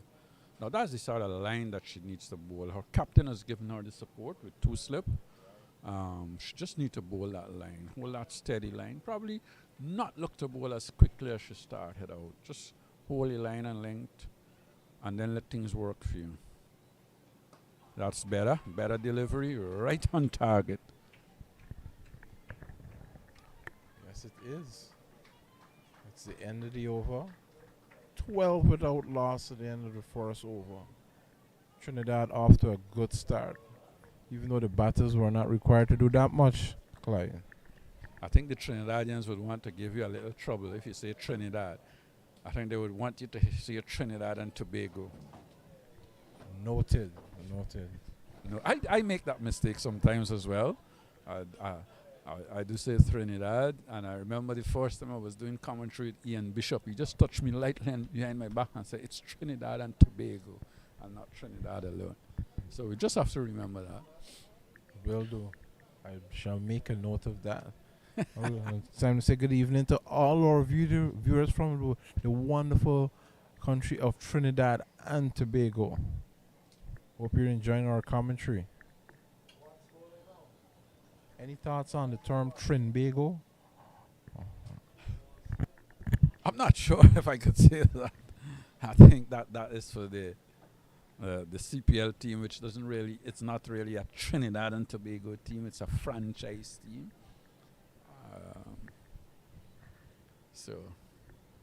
And what comes into the attack, she's an off spinner that has been around for some time. She's a tidy off spinner. She bowls very tight.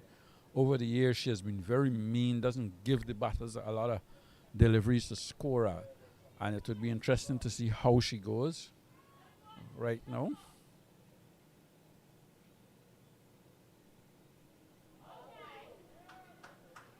Looking to cut, got the bottom edge. And just nearly didn't chop it onto the stump, so much too close probably for that shot to play that cut shot. And with a slip there, she's got to be careful.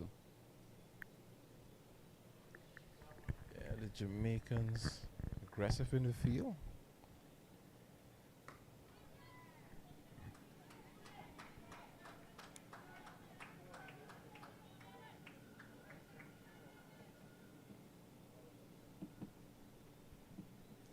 But this has been a really entertaining night of cricket here by the ladies. And that's another 4 even as we speak, Clyde. That was a great shot. Ball pitched up outside the off stump. She didn't try and hit it down. She really hit it very hard. And it went flying over the top of a point position. It went in the gap, actually. And it went away to the boundary for 4. Good looking shot and a good start by Trinidad and Tobago. Yes. 16 without loss.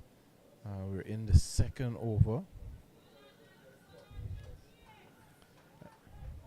And it's good to see that even with the CPL coming up there's going to be some female cricket being played in that. You know, I think this is all good news for our regional female teams to see them being integrated like that. I mean, they're going to be put on the show. They're going to promote the female game, and it's wonderful to see. I just hope that we can build from that and maybe even get to the stage where we have our own CPL for the female. This is cut away nicely, just backward of point, down to third man position. They were able to get 2. She didn't try and hit that too hard, more or less. steered it past the slip down to the vacant third man position and was able to get two. So this is good batting here. This is good batting and good thinking. Yeah, it's going to be a chess game here with these two captains and the message that they give to their charges.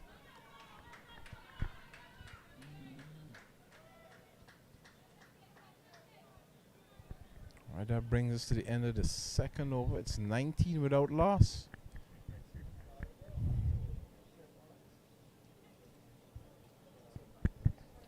With Rachel Vincent on 3 and Renicia Boyce on 9 from 10 deliveries.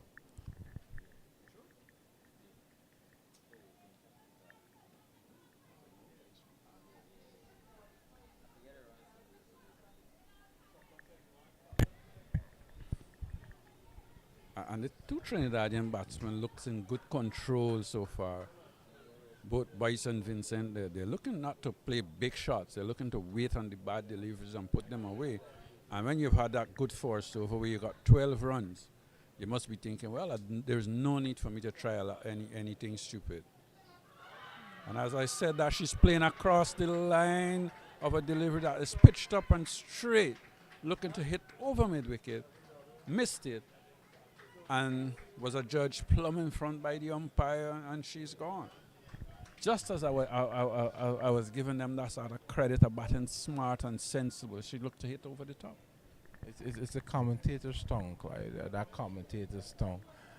But it was a really good delivery there by Henry. It seemed to just move away just enough. But she closed the face of the bat way too early, looking to, as you mentioned, looking to go over on the leg side when she probably should have been playing straight. And she missed everything. Umpire Shiv Sankar doing the rest. Out LBW.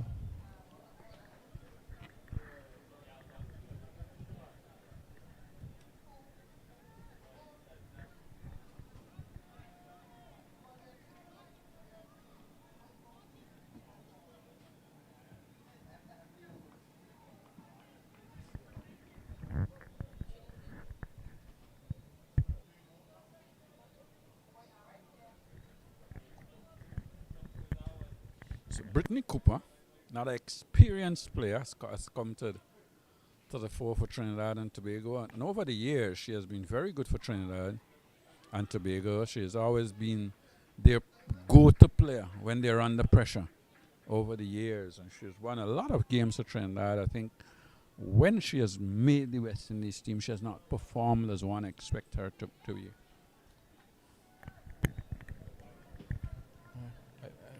I guess you would know more about this, Clyde. You know, that step from regional dominance to getting onto the international stage, I think, is it, I know it's not easy, but is it like maybe a sort of an it factor, something that's separate the goods from the great, you know?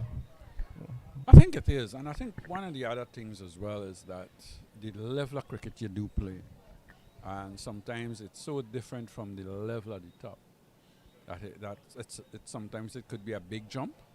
And this is edge down to third man. This is go all the way into the boundary for 4. Brittany Cooper looking to hit that one through the covers and looking to really look to hit it as hard as she could. Got the outer edge, flew over slip, and into the boundary for 4. Yeah, sometimes when you think about what the quality of cricket you're playing and when you make that jump, sometimes it's a little too big, and then sometimes it is just, you might just have some bad times or you might be unlucky, whatever the case, but it do happens. This time she's driving through the covers. That's a lovely shot. That's gloriously played by Brittany Cooper. That's 4 runs. That's 4 runs. Yeah, that's a beautiful shot. Over pitch, getting on that front foot and driving gloriously through the covers. I think Henry's getting back a bit of what she did to the Trinidad and Tobago ladies.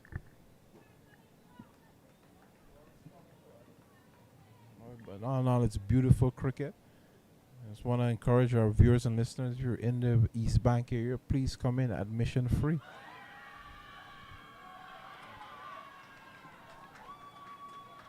LBW. And Cooper is gone. Beautiful ball in there. Looked like that one came back a bit.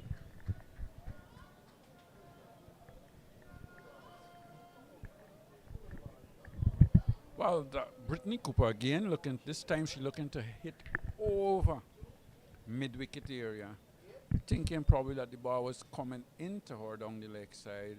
The umpire judged that it was straight enough, and she's been given out. But certainly, when you've come in and you've scored two lovely-looking one lovely-looking boundary and an edge, I think sometimes you just have to step back a little and decide to work the ball for singles and twos. But she was going for a big heave, maybe over long on, missed it completely, and was adjudged to be LBW.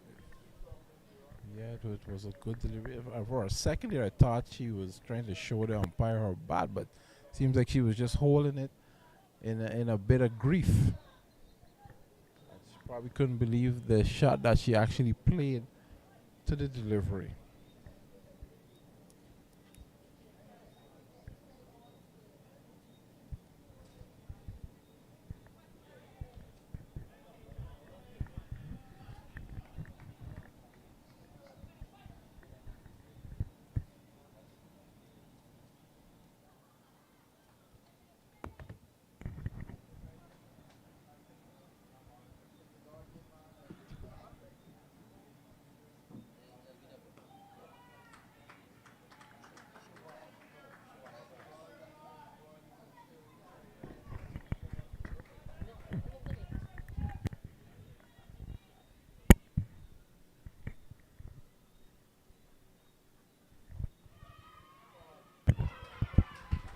And Trinidad and Tobago in more trouble, as this one was outside off some. She was looking to cut it, ended up hitting it straight to point out court. Trinidad and Tobago obviously thinking that they need to score a lot of runs in the power play. But sometimes that could be detrimental. And when you lose 3 wickets in the power play, it's hard to come back from there. It's very hard to come back. So sometimes you just got to buckle down and decide to bat. You have to have a partnership early on. Yeah. Yeah, that was not a good shot there by Chanel Lard. A mini collapse here by the ladies from the Twin Island Republic. They're going to have to rein it in. I'm sorry, that's Rachel Vincent. That's Vincent out caught. The new batter coming in, that's Leanne Kirby. Yeah, so the ladies are going to have to try and rein this one in, settle down for a moment, because 3 quick wickets, it's a collapse. It's definitely a collapse. And it's the way how they've been getting out. I think it's the way how they've been getting out, looking to probably play shots to deliveries that are not there to play the shots against, deliveries that they probably could have worked into gaps or just look to defend.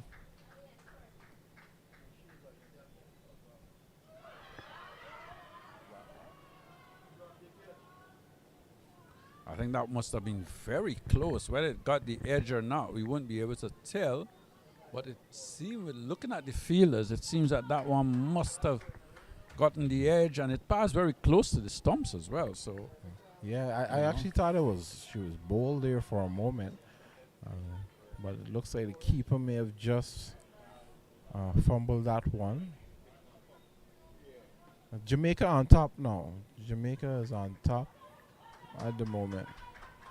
Seems as though the ladies from Trinidad and Tobago are maybe just a bit shell-shocked at this collapse.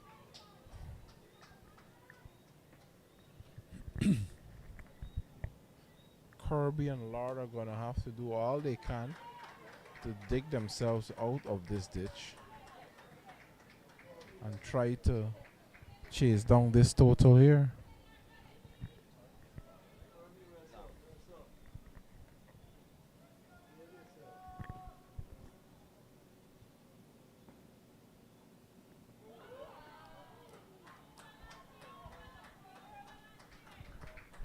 That's the end of a very good over from Watts. Bowling very tight. She's now got what, 1 for 7 from 2 overs completed.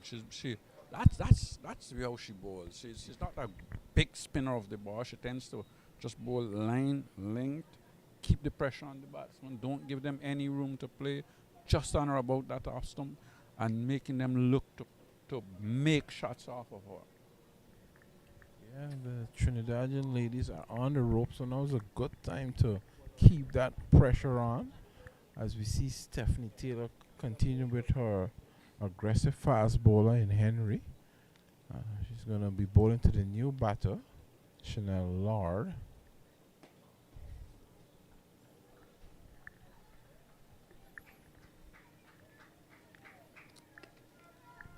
So this is some good stuff from the ladies from Jamaica.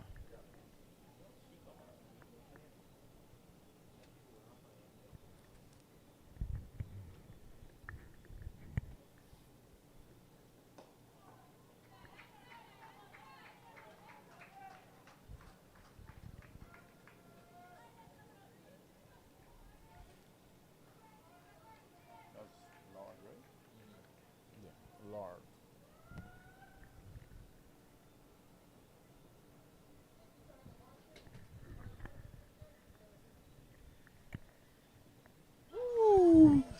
That was very close to the off stump. Delivery pitched outside the off stump, coming back. Coming back in, she was leaving it alone, and that certainly passed very, very close to the off stump. Well bowled, well judged. Well, That's Judge, a as they say, Clyde, if it doesn't hit, then it was well left. That's the only thing you can say.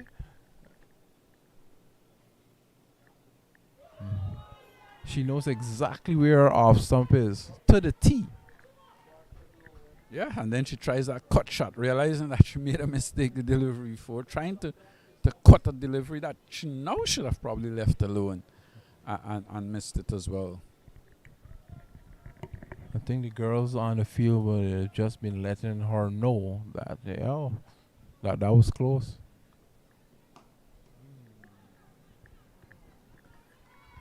A bit late on that shot there, trying to force the issue, not getting the timing right at all. Straight to the mid-on fielder.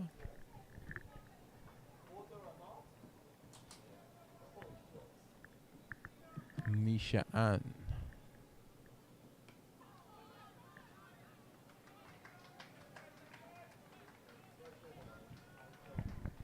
That's the end of a maiden over. And Jamaica's really come back well after the sort of start that the Trinidad and Tobago batters had, where after 3 overs they were about 25, 26 runs, but they had lost wicket. So Jamaicans have bowled well. They've tightened up stuff on the last 2 or 3 overs. They haven't scored really, so a lot of pressure. The pressure has torn around back onto the to the Trinidad and Tobago batters with 5 overs gone and the score on 27 for 3.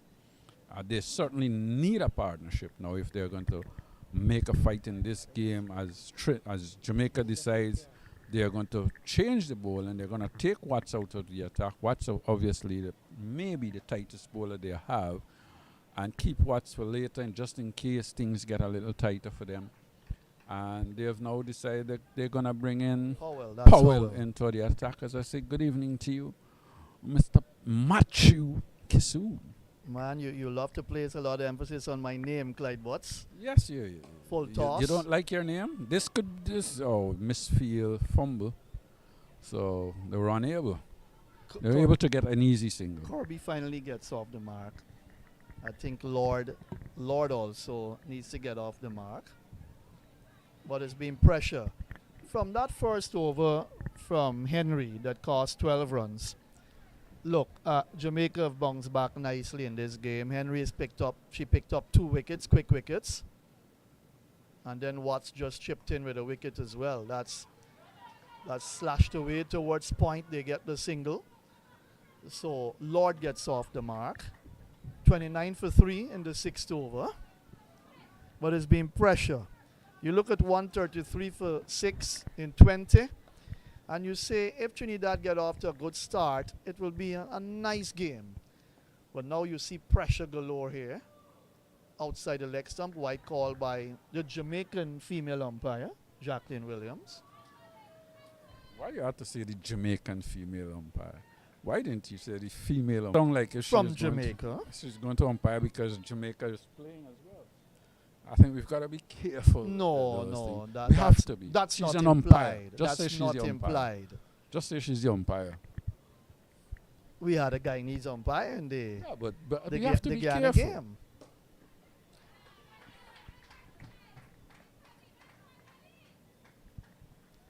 But I think she's the lone female umpire in the tournament. We've got Lyndon Rajkumar from Trinidad here. And then the other umpires are local umpires. Turned around the corner, quick single taken. The return comes into the bowler's end, but it's too high. I was going to say before, I wouldn't be surprised if we do get a run out here, because I think both batters are very indecisive with their running. I don't think they're running well between the wickets at all. They seem to be very indecisive. Good delivery by Howell there. Corby in two minds. And the ball went through to the keeper. 32 for 3 in the sixth over. Final delivery from Howell. Oh, that's inside edge onto the pad. Was pitched on the middle stump. The over comes to an end. 6 gone, 32 for 3. And both batters are on 2 apiece. But a struggle for Trinidad after losing quick wickets. Boyce, LBW to Henry for 9, 19 for 1 in the third over. Cooper, leg before wicket to the bowling of Henry for 8, 27 for 2 in the third over. And Vincent caught Williams at backward point, bowl Watts for 3, 27 for 3. Now, when you've lost 3 wickets in the power play, and the power play has just been completed, and the score on 32 for 3, it is hard to really come back from there. I think what you don't like to do is lose those wickets early, unless you probably are scoring and you probably at 60 for 2 or 3. Then you could say, well, it was worth the risk of looking to score. This is edged, and it's carried to the keeper, who was taking a good catch going to her right and low in front of her. So that's a good catch. And Trinidad and Tobago in more trouble, as that was a delivery that was outside the off stump. She was looking to cut it away or looking to steer it past a point position, got the edge, and it was caught behind as new bowler, and that was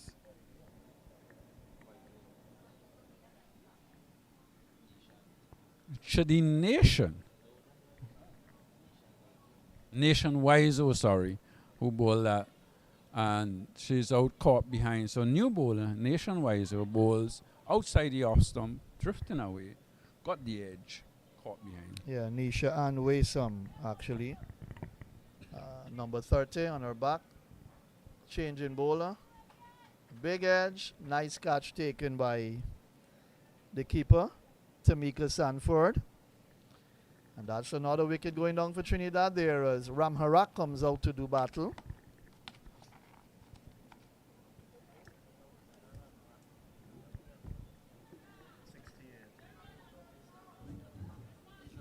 Yeah.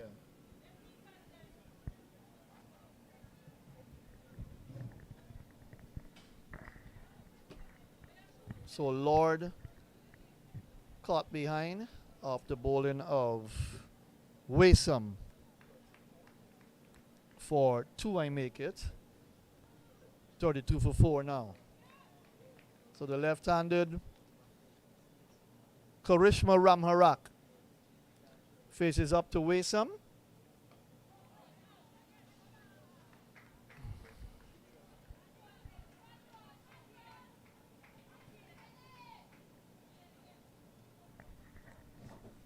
Trinidad and Tobago in further trouble.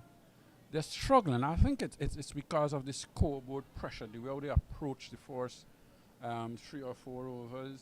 They obviously thought they needed to get to 50 or thereabouts. And so they took their chances, and it did not work for them. Quick single Again, taken. that would have been a run out. It would have been a run out for sure. Why would you play the ball straight to the field at mid-on? And Nation she's not deep. She's inside the 30-yard circle. And you go for the single, and you're running very casual, Ramarak, to the bowler's end, where the return was rifled. You sure that was casual? Or that was her pace? So you got to be careful. Come on, Matthew. Kirby's on strike. Lofted in the air, catch will be taken. Taken. By guess who? Henry, is it? She's in the game from the start.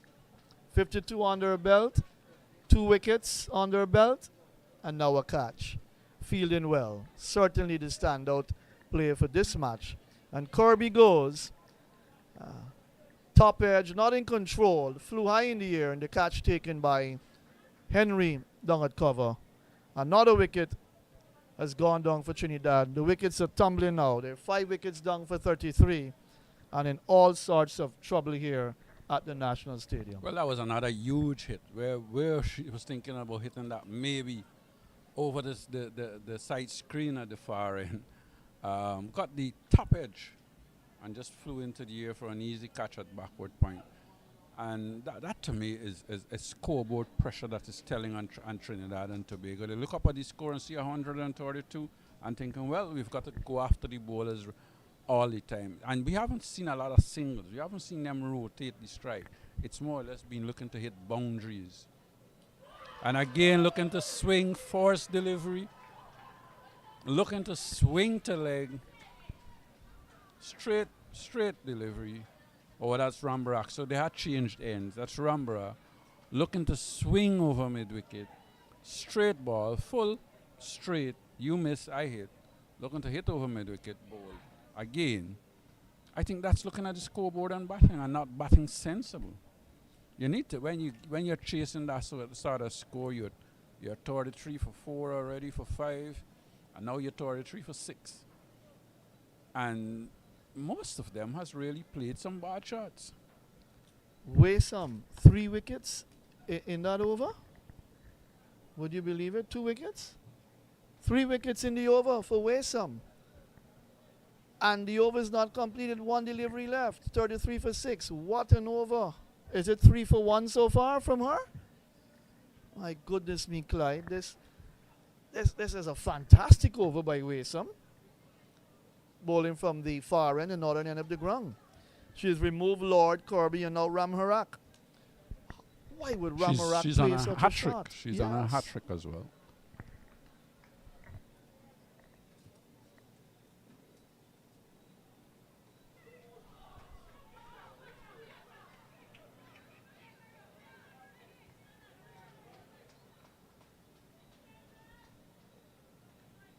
The hat trick averted.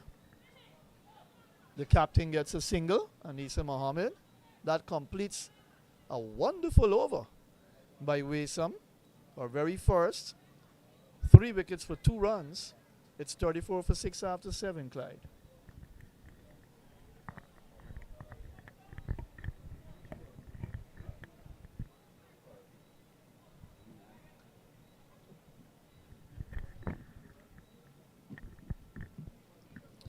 So let's rehash that over quickly, Clyde. Lord caught wicketkeeper. Bowl Waysome 2. Kirby caught Henry at cover, skying the ball in the air. Bowl Waysome 2. Ramarak bowl Waysome 1. Wickets going on at 32, 33, and 33.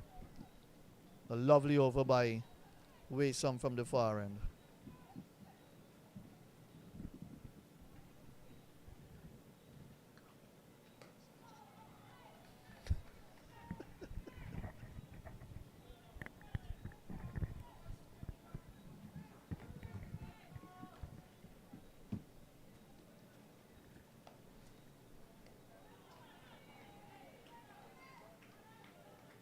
Howell continues from the place pavilion end, bowling over number 8.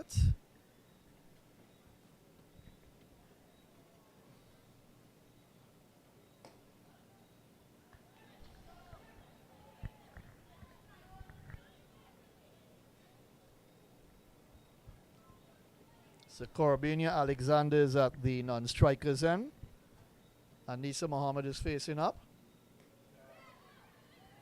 That's a nice shot.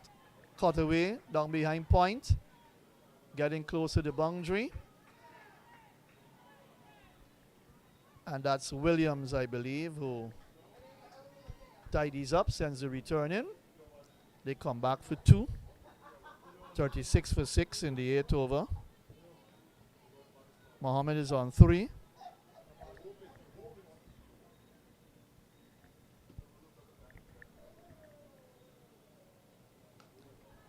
That's a full toss. That's pulled down to the mid-wicket boundary where McLean is stationed. 37 for 6, 1 more to the total. Corbania Alexander comes in to strike now. She will take her first delivery from Howell. Lovely bit of feeling at backward point. That was short outside the off some cutaway. Williams had to dive to her left and did a good stop. That would have certainly been 4 runs. I think she saved 4 runs there. Again, good over from Howell, keeping things tight, keeping things simple, try and bowl just outside the off stump. She's got a ring of fielders on the offside, not giving the batsman any chance to really go after her. The batters any chance to go after her. So, good stuff. Keeping it tight, keeping it simple.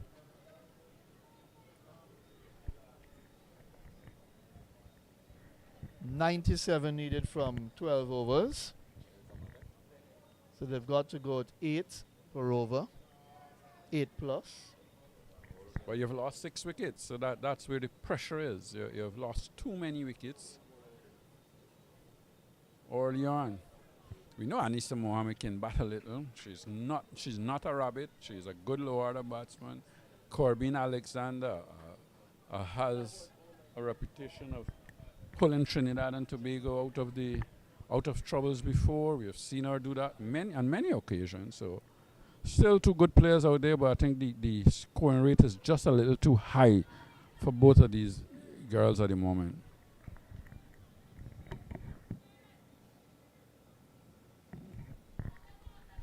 The bowling has been good. I think what the bowlers has done is bowl to their field. Apart from that force over from Chanel Henry when she tried to bowl probably a little too quickly. I think what they have done is bowl to their field, and they have done so very well. Well, they're well led by Stephanie Taylor, an experienced captain. And I think she has really set the standard in terms of her field placing. She's had a ring of fielders over the offside. If you want to hit me, you've got to go over the top. I think that's what have played the Trinidad and Tobago batters. They have looked to play against that grain of things. And only 2 fielders outside the 30-yard circle, 1 on the fine leg boundary and 1 on the third man boundary. So it shows that throughout the innings, it's been an attacking field. Lovely shot, driven past extra cover. It's going to go all the way into the boundary for 4 by Anisa Mohammed. But pitched up outside the off stump. She came forward, drove it nicely through extra cover and was able to get 4 runs for it. That's a superb shot. Found the gap beautifully between extra cover and mid-off. That was banged away beautifully by Mohammed. Shot of authority.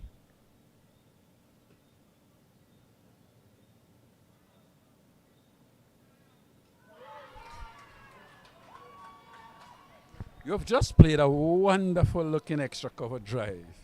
And the very next delivery, that's straight on your stump, you look to heave it over mid-wicket and get out bowled. Now that's bad cricket in itself, and it's bad cricket by one of your senior players.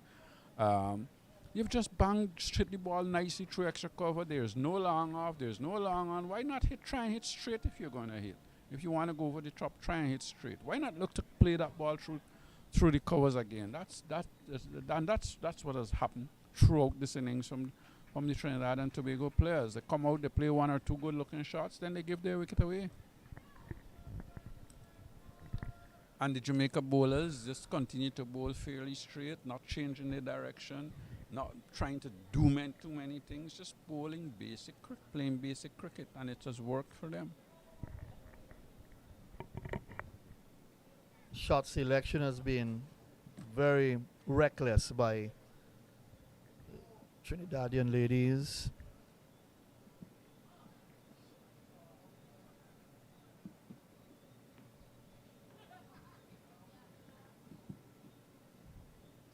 Over number 10 starts.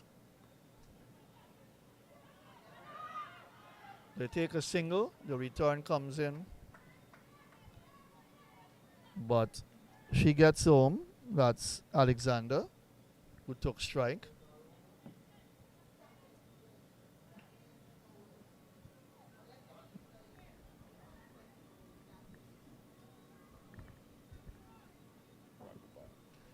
So Ragubar, the left-hander, is the new batter, will take her first ball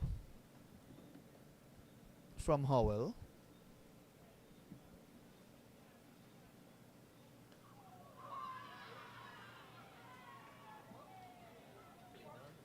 And she has chopped that ball onto her stumps, I make it. That's a little inside edge onto the Yes. pad, and then it rolled back onto the stump. So she's gone.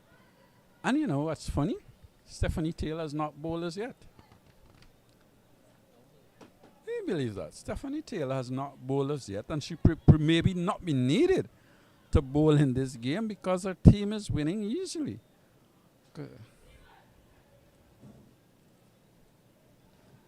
It's all happening at the National Stadium at Providence, 42 for 8 in the 10th over. It's been a disastrous batting display by the Trinidad girls. And when they lost their first wicket, I'm going to say to you what I said to Mick Wall earlier on. It's not Trinidad. It's Trinidad and Tobago. So please remember that.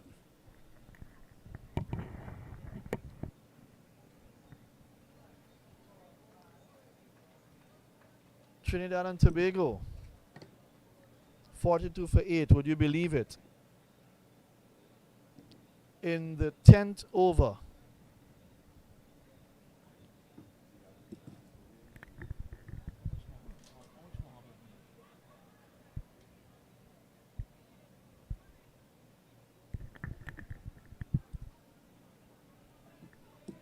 So it's been a poor batting display by Trinidad in their first game here on day 1 of the CG T20 Blast. 133 was always going to be challenging, but had they got off to a pretty good start. They lost their first wicket at 19, and then the second with a score 27, and the third as well with the score 27. It was from that point that wicket started to tumble. The fourth wicket going with the score 32, then the fifth at 33, the sixth at 33, and that's the way it has been. 41 for 7, now 42 for 8. Howell has picked up her first wicket.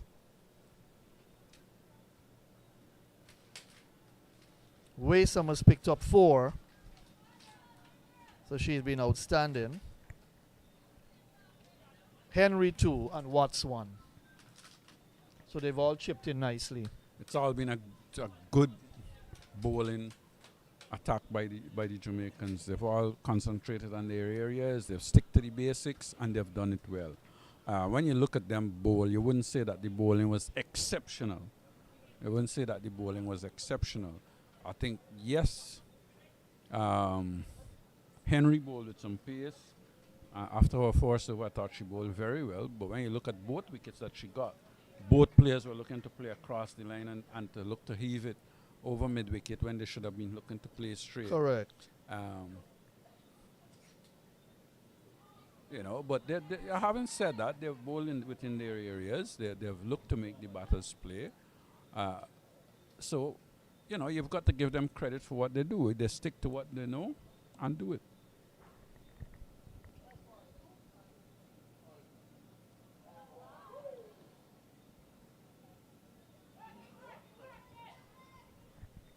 And apart from Jamaica today, the batting certainly left a lot to be desired so far that we've seen in the tournament. We've seen this is the third game of the day.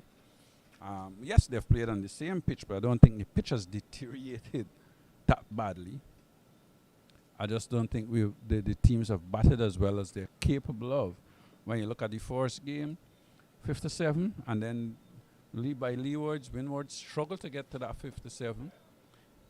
Jamaica, Guyana and Barbados 86. Guyana 79, struggling to get to 86. And especially when you think that Guyana were 50 out for one at one time, and then they just collapsed. So that's score. So certainly, the batting has not been great. I think the bowling has been fairly good. I'm not going to say that the bowling has not been good. The bowling has been what it is. They've bowled within their strengths, and they've kept it that way, and they've bowled pretty well. But having said that, I think when you're playing at this level, the batting obviously has to be a little better.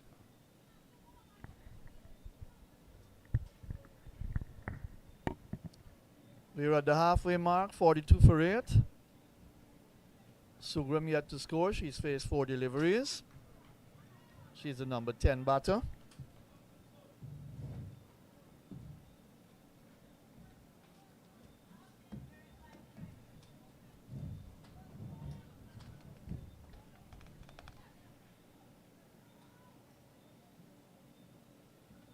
I think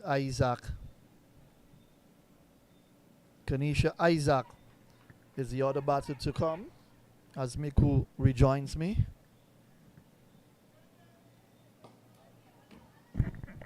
Waysome sticking the left wood out and the ball going across to mid-off. They get the single. Steffi Sugrim comes into strike. She bowls left hand, orthodox spin, and bats right hand. What a disastrous batting display by Trinidad. Bad shot selections. That's out.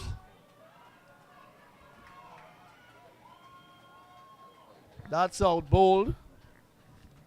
And so a 5-wicket haul for Waysome. That was a beautiful delivery pitched on the off stump. And comprehensively beaten Sugrim all ends up. And it just clipped the stump and the bail was removed. So she is gone. Without scoring, I make it. The total now 43 for 9. I'm shell-shocked, Matthew. I was looking forward to a competitive game. I think we all were. But the Jamaicans just proved to be too strong for the ladies from Trinidad and Tobago. And as you mentioned, it has to do a lot with the poor shot selection. That was a really good delivery of the previous wicket. It just clipped there. It looked like the outside of the off stump there. And forward with that front foot defensive shot. But just beaten all ends up and bowled. Right, so Kanisha Isaac, the last lady to come out to do battle. It's been a horrible batting display by the Trinidad and Tobago ladies. But the 5 wickets that Waysome has picked up, let's go through them for you, Lord, Kirby, Ramharak, Mohammed, and now Sugrim.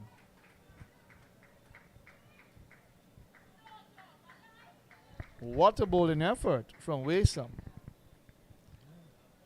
And of course, Henry picked up the first 2 wickets. She started the collapse, removing Boyce and Cooper both leg before wicket, 9 and 8 respectively. Watts chipped in with a wicket, the 3rd wicket, and then it was all Waysome who picked up the next 4 wickets. And at that stage, 41 for 7. You'll have to say it was all over for Trinidad and Tobago. Ragubar made a duck and Sugrim a duck. So they've not done anything of significance to the Trinidad batting at all. So it's been always someone she's picked up a 5-wicket haul. It's just been a poor display by the Trinidadians. I think that following that, I think it was a reasonably good effort they put in the field, but at the end of the day, the batting has really disappointed. I think with the Jamaicans, I think, on both sides of the ball, the cricket looks very much on top. And they're looking like the team to beat in this tournament, Matthew. Yes, certainly a good over comes to an end. With some getting a 5-wicket haul. She's bowled 3 overs, 5 wickets for runs. 3 overs, 5 for 7. Look at that. Watts 2 overs, 1 for 7. Henry 3 overs, 2 for 20. Howell 3 overs, 1 for 9. And they're the bowlers that have been used so far by Jamaica. 11 overs completed, 43 for 9. It's going to be all over not too long from now.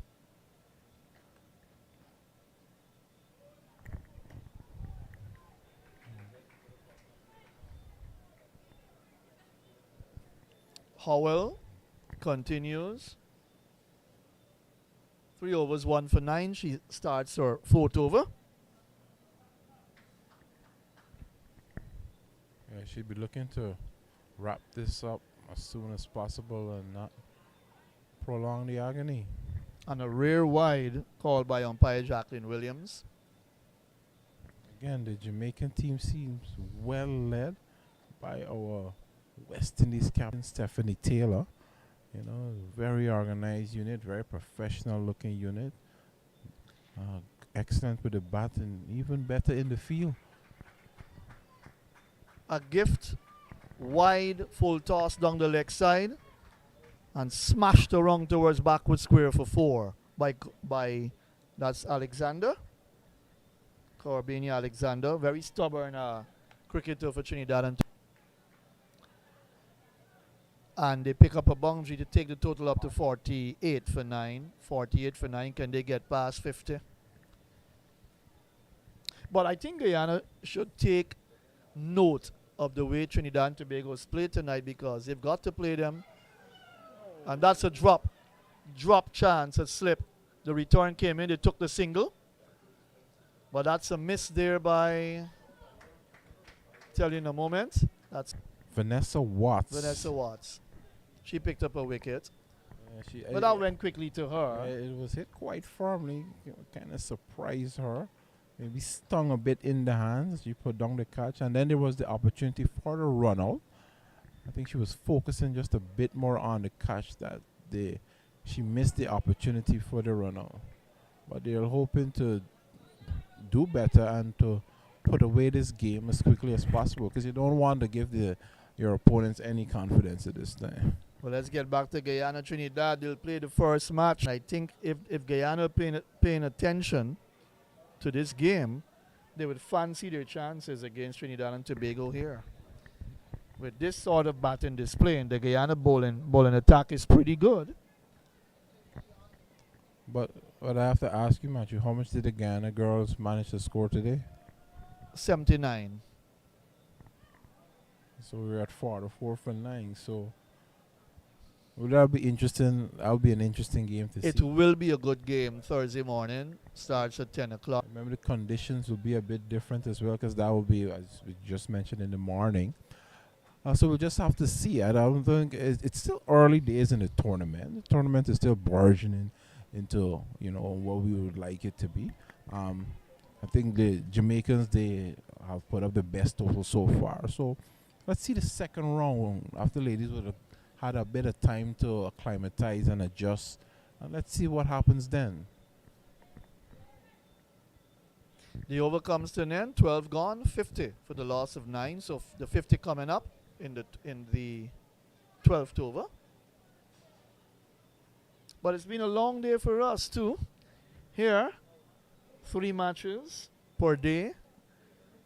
Next set of matches on Thursday.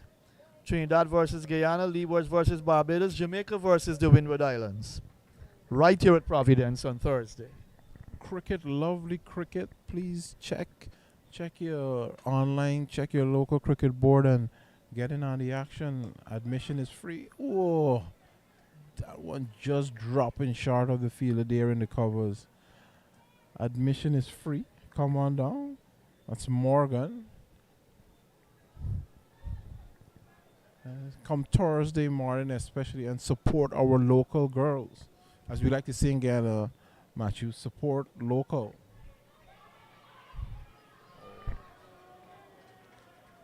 That would have been out by miles, but the number 12, Rada Williams, who's fielded well throughout the innings, wasn't that sharp.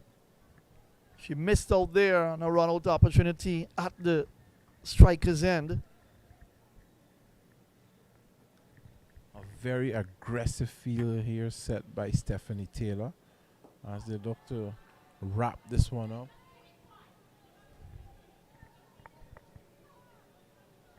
Nisha there bowling straight, keeping the batsman, honest, as we would say. The batter honest. My apologies.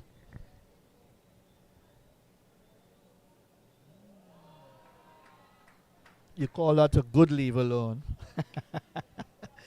That was a good leave alone outside the off stump. Yeah, as we mentioned earlier, if it doesn't hit the stumps, no matter how close it is, it's well done, well left.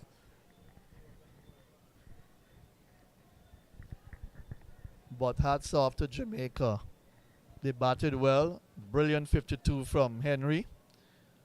And a well-played 30 from McLean to set up the innings nicely for them. 14 from Taylor, the captain. There are 133 for 6 in there, 20 overs. 13 extras. Walcott unbeaten on 1. Which has turned out to be a very good score for them because they've defended that total well. And let's say that Trinidad and Tobago, the ladies, really batted badly. Bad shot selection. Forward off the outside edge along the ground. No run. Over number 13 comes to an end. 51 for 9 here at the National Stadium at Providence. Let me go through the scorecard quickly for you. Boyce leg before wicket to Henry for 9. Cooper leg before wicket to Henry for 8. Vincent caught Williams at backward point bowl Watts for 3. Lord caught by the wicketkeeper off the bowling of Waysome for 2. Kirby caught Henry at cover of the bowling of Waysome for 2. Ramarak bowled Waysome 1. Mohammed bowled Waysome 8. Ragubar bowled Howell for no score, and Sugrim bowled Waysome for no score. Waysome picking up the first 5-wicket haul for this year's tournament. Well, it seems as though Jamaica are cracking a lot of force with this year's tournament. That's a brilliant cover drive. Cracking shot there. Hit with a lot of disdain. Just put away through the covers. And that's the big lady, Alexander, for you. She's gone up now to 12 from 9 deliveries. Isaac yet to score. She's faced 11 balls. And the captain is having a bowl. Stephanie Taylor. What a cricketer. Amazing cricketer, individual. Has contributed so much to the regional cricket, to the women's sport especially. And still going. That's the end of the innings. Slash to cover, the catch taken. And so Trinidad and Tobago have been bowled out in the 14th over, 55 all out. And Jamaica winning this game by what, 100? In fact, that'll be 98 runs. I make it. But a handsome victory for the Jamaica girls. 13.2 overs. Final wicket. That's Alexander going for 12. Slashed the ball to cover. The catch taken. And that's the end of the the Trinidad and Tobago innings. So Jamaica made 153. Trinidad and Tobago 133, I beg your pardon. Trinidad and Tobago bowled out for 55, winning by 79 runs here at Providence. A handsome victory for the Jamaica girls. And as they leave the field, they'll greet their players. The usual handshakes. Congratulations for a job well done. Let's recap quickly. Mikuwanya, brilliant innings of 52 by Henry. The last batter to be dismissed. 7 fours in that knock. She faced 36 balls. Well played half century. And of course, McLean chipped in with a well played 35 fours from 27 balls to set up the game well for Jamaica, having made 133 for 6. Yeah, it was a really good innings by the Jamaican ladies. I think the tone was set by the openers, especially Natasha McLean. She came out with that aggression, playing her strokes, and then it was continued throughout the innings by the captain, Stephanie Taylor. And the Henry played a great role in finishing the innings with her aggressive stroke play, a well-timed shot, and it was just a wonderful all-round innings by the Jamaicans, and of which Trinidad had no real response to that. I mean, they were good in the field, but when it comes to the response, it was just non-existent. Isaac 2 for 21, Sugrim 1 for 22, Mohammed 1 for 20, Ramarak 1 for 31, and Corby 1 for 9, the bowlers for Trinidad and Tobago. And in reply, they were bowled out for 55 in the 14th over. A 5-wicket haul for Waysam.